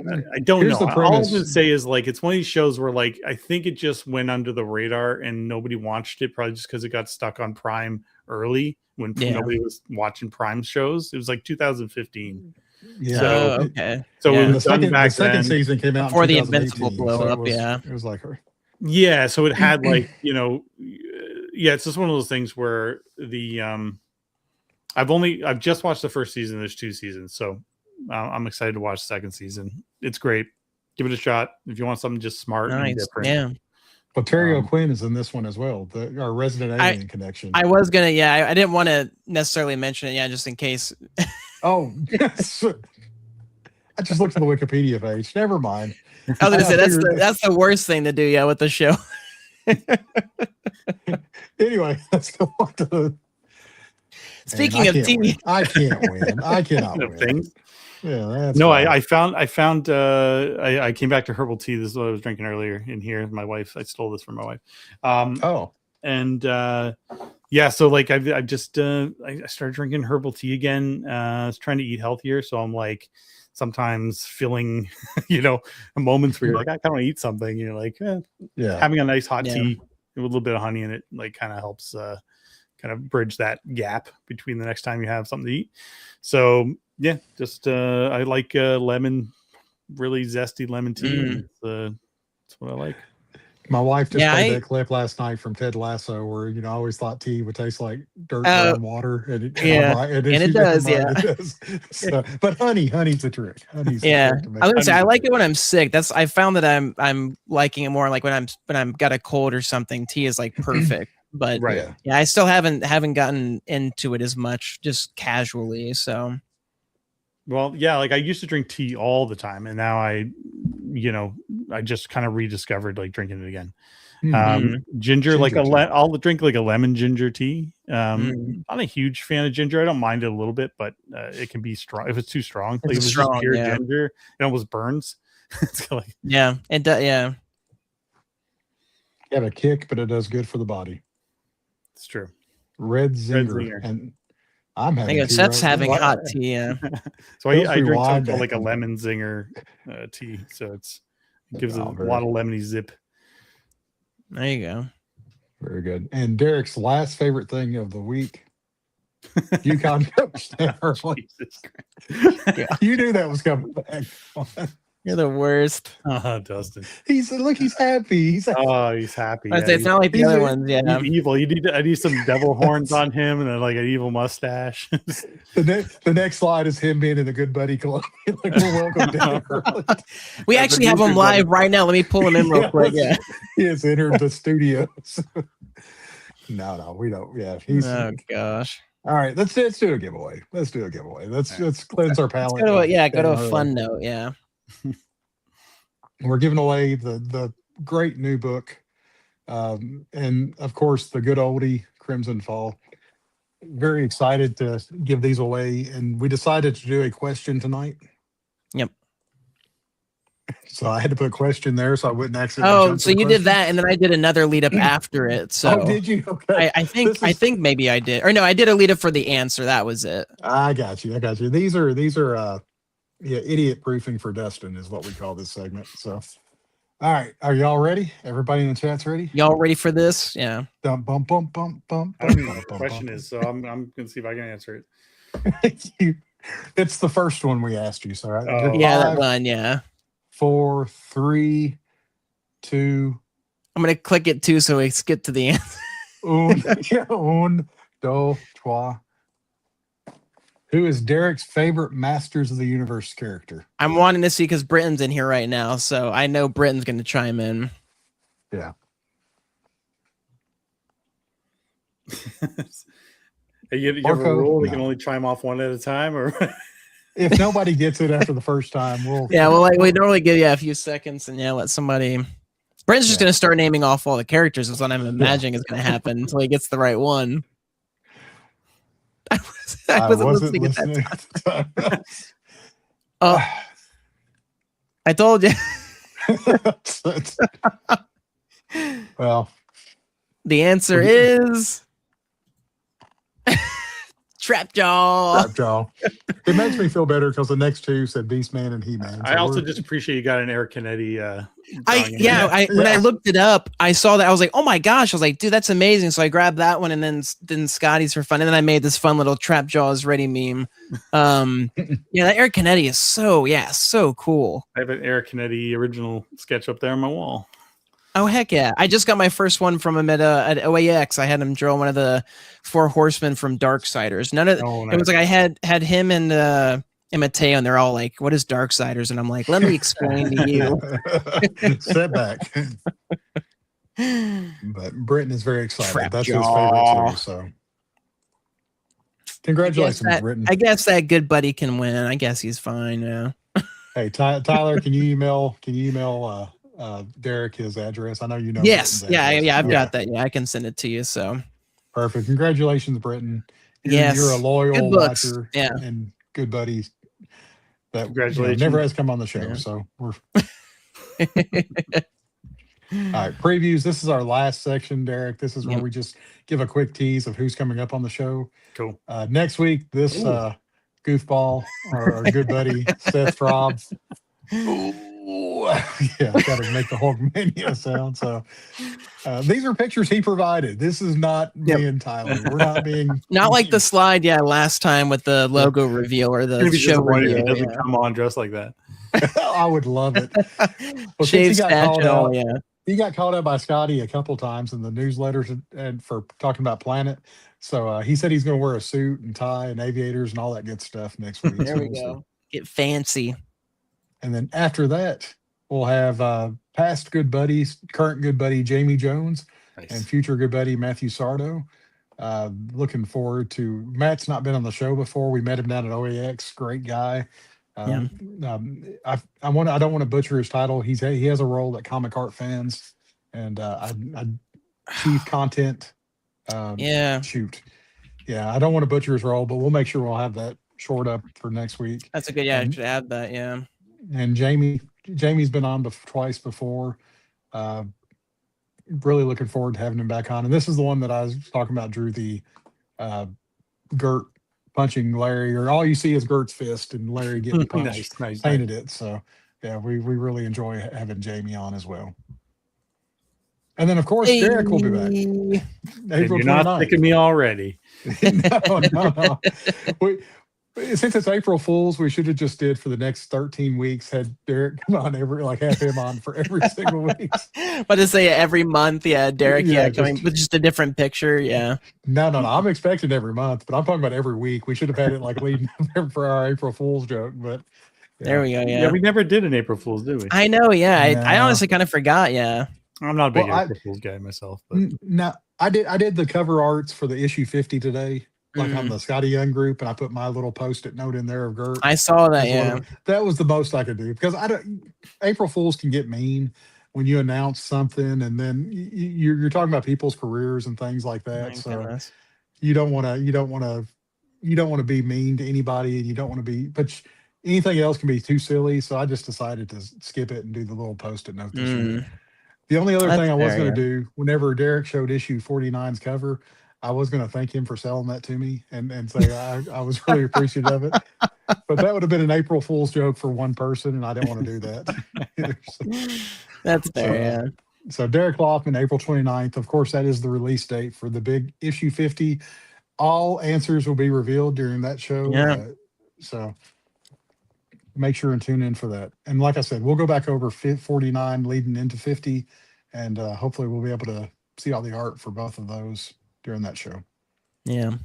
Then on May 27th, Jonathan Wayshak will be on there. The little slide thing's blocking the date, so I couldn't see it for mine. That's fair. You have to move the mouse. Yeah. Yeah. So Jonathan Wayshak will be his first time. We'll induct him into the club May 27th. June 24th, Coy Pham will be on with his podcast partner, Matt Yoakum. And Coy announced today that they had released, I think, 2 new podcast episodes, 8 and 9. So make sure and check out their podcast.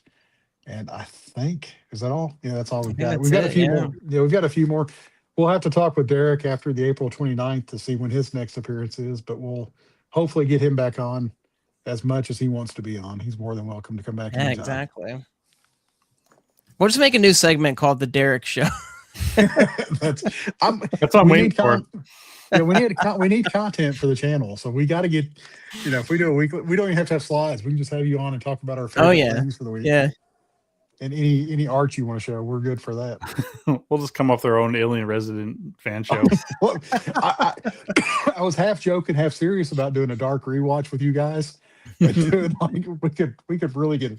My wife would kill me if I did. All right, Heroes meetup. We haven't decided where we're going to meet at, but we're going to meet up somewhere on Thursday night. I believe that's June 11th of Heroes. And fun fact, Derek, we recently, Tyler and Seth recently booked our hotel room for Heroes. We were all shacking up together. Nice. At Charlotte for the weekend. All one bed. Oh yeah, one thing. They just had one bed left. They just had one they bed really? left. Yeah, it's gonna. We're all gonna be wearing our nightgowns and our nightcaps and just have. It's the 2 beds and the couch. So I said I'll take the couch. That's fine. Yeah, so. I volunteered for the couch first, but Tyler was nice enough to. I'm a young whippersnapper. It's fine. My body is only just beginning to hurt. So yeah, if it gets too bad, I don't mind swapping. You should also get an air mattress and just True. We've got a ton of air. We do so much camping. I don't do any camping. My wife does a lot of camping with the kids. So we've got the kids all got air mattresses for Christmas for their tent. So I can bring one of those just in case it's more comfortable. But it's always something you could throw in the back, and if you need it, it's there. Exactly. Yeah. It weighs like 100 pounds, but it's. I was gonna say I'll be flying, so I can't bring one with, unfortunately. No, I'll throw one in the back of my car. I know, yeah. So in case you need it. But the first time I went to a con and stayed in a room with 2 guys. There was no couch, and I let them have the bed, and I slept on the floor of a hotel room, and I didn't realize the floors are like concrete. There's like a thin layer of carpet. Yeah. It's a little tiny, brutal. I was gonna say that was my favorite memories, though, like cramming 10 people into a room for MegaCon back in college, like just to save money. So it was just like we were just sleeping wherever we could. So I love that. if you quote Jerry, I think it was Jerry Seinfeld, the genitals still light up. Oh gosh.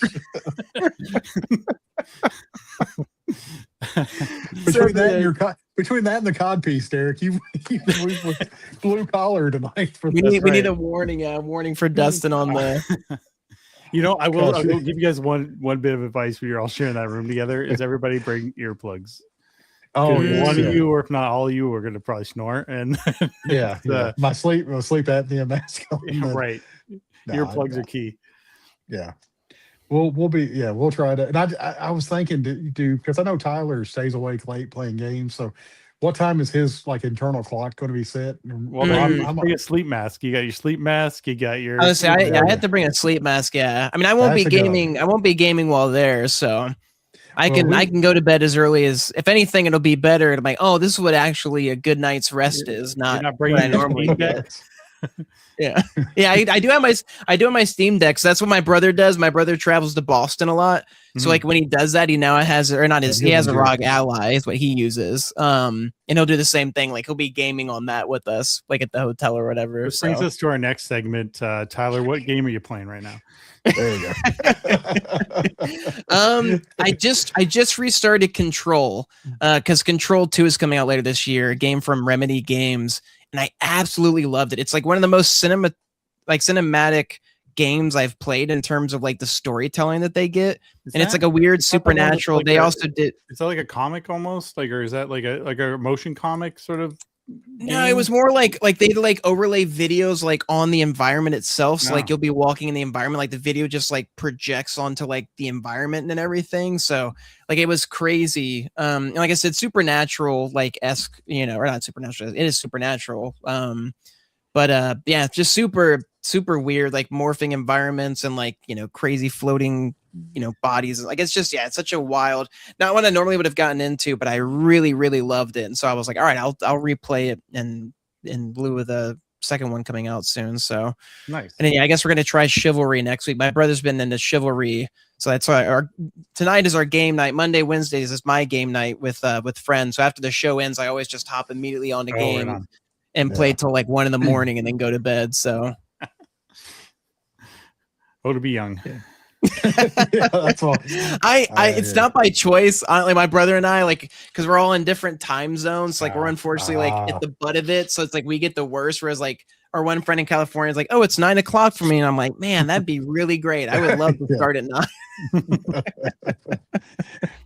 So this brings me to my last point, Derek. Whenever you come down to Heroes 2027, we can bring an extra air mattress There you for the go. hotel room. So That's what I want at this point in my life. I thought that was a nice gesture. I don't think we're in a relationship at that stage. I'm gonna go from a free trip to Paris to the air mattress in your room. Oh man, it's a fancier. It's a double air mattress. It's a fancy. Good. Oh, then yeah, that's an easy Sold. yes. Yeah. I thought Step that was over me when you go to the point. washroom. That'd be great.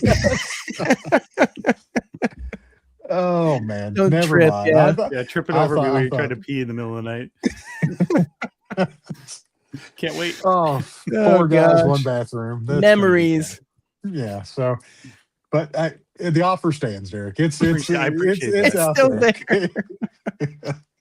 I'm not going to shut it down. Heroes wasn't willing to pay for my lodging, so I'm gonna say is like, yeah, you gotta give you something, yeah. Yeah. Like you said, especially now that you had the France trip, it's like, all right, well, you know. Yeah. Yeah. Jonathan says, thanks for coming up. This was awesome. Tyler, Dustin, thank you. Always a fun show. Thanks, Thank Jonathan. you, Jonathan. Appreciate it. No, I have an air pump too. So In one blow too. Yeah, That's the thing. Yeah, Just one big blow. just one large inhale. Oh, then I'll Oh my pass out for gosh. the rest of the night. So, all right. Well, it's out there. We're not going to offer it to anybody else, just in case you change your mind. Somebody else is going to hit you up for that air mattress. Not even Seth, yes. Hey, as a gentleman, I would take the other air mattress, and you could have the bed, Derek. There you go. It just Back got laying awkward. them. All right. So anyway, if you want to come on here and be pressured into sharing a room with me and Tyler, That's what the podcast should be called, is being pressured to share a room with Tyler and Dustin. Oh my gosh. Yeah. That's our next segment. We just have like random people on and we have a whole discussion on whether or not we can talk somebody into wanting to come on the show.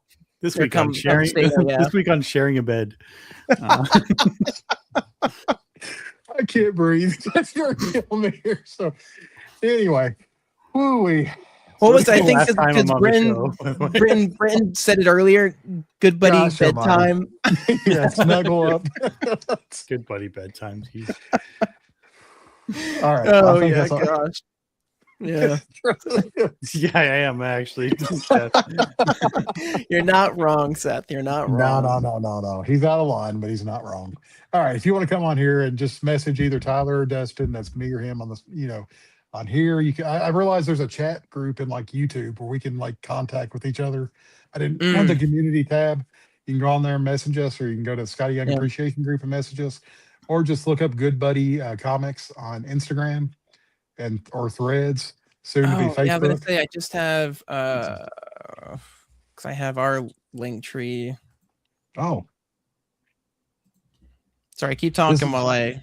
Oh yeah, if you want to check us out on either of those, ask to come on here. We would love to have you on, whether you're an artist, fan, or just an interesting individual. Our bar's pretty low, except when Derek's on. Our bar is very high. So I don't know about that, but well, it is to us. You're on the top pedestal in our book. So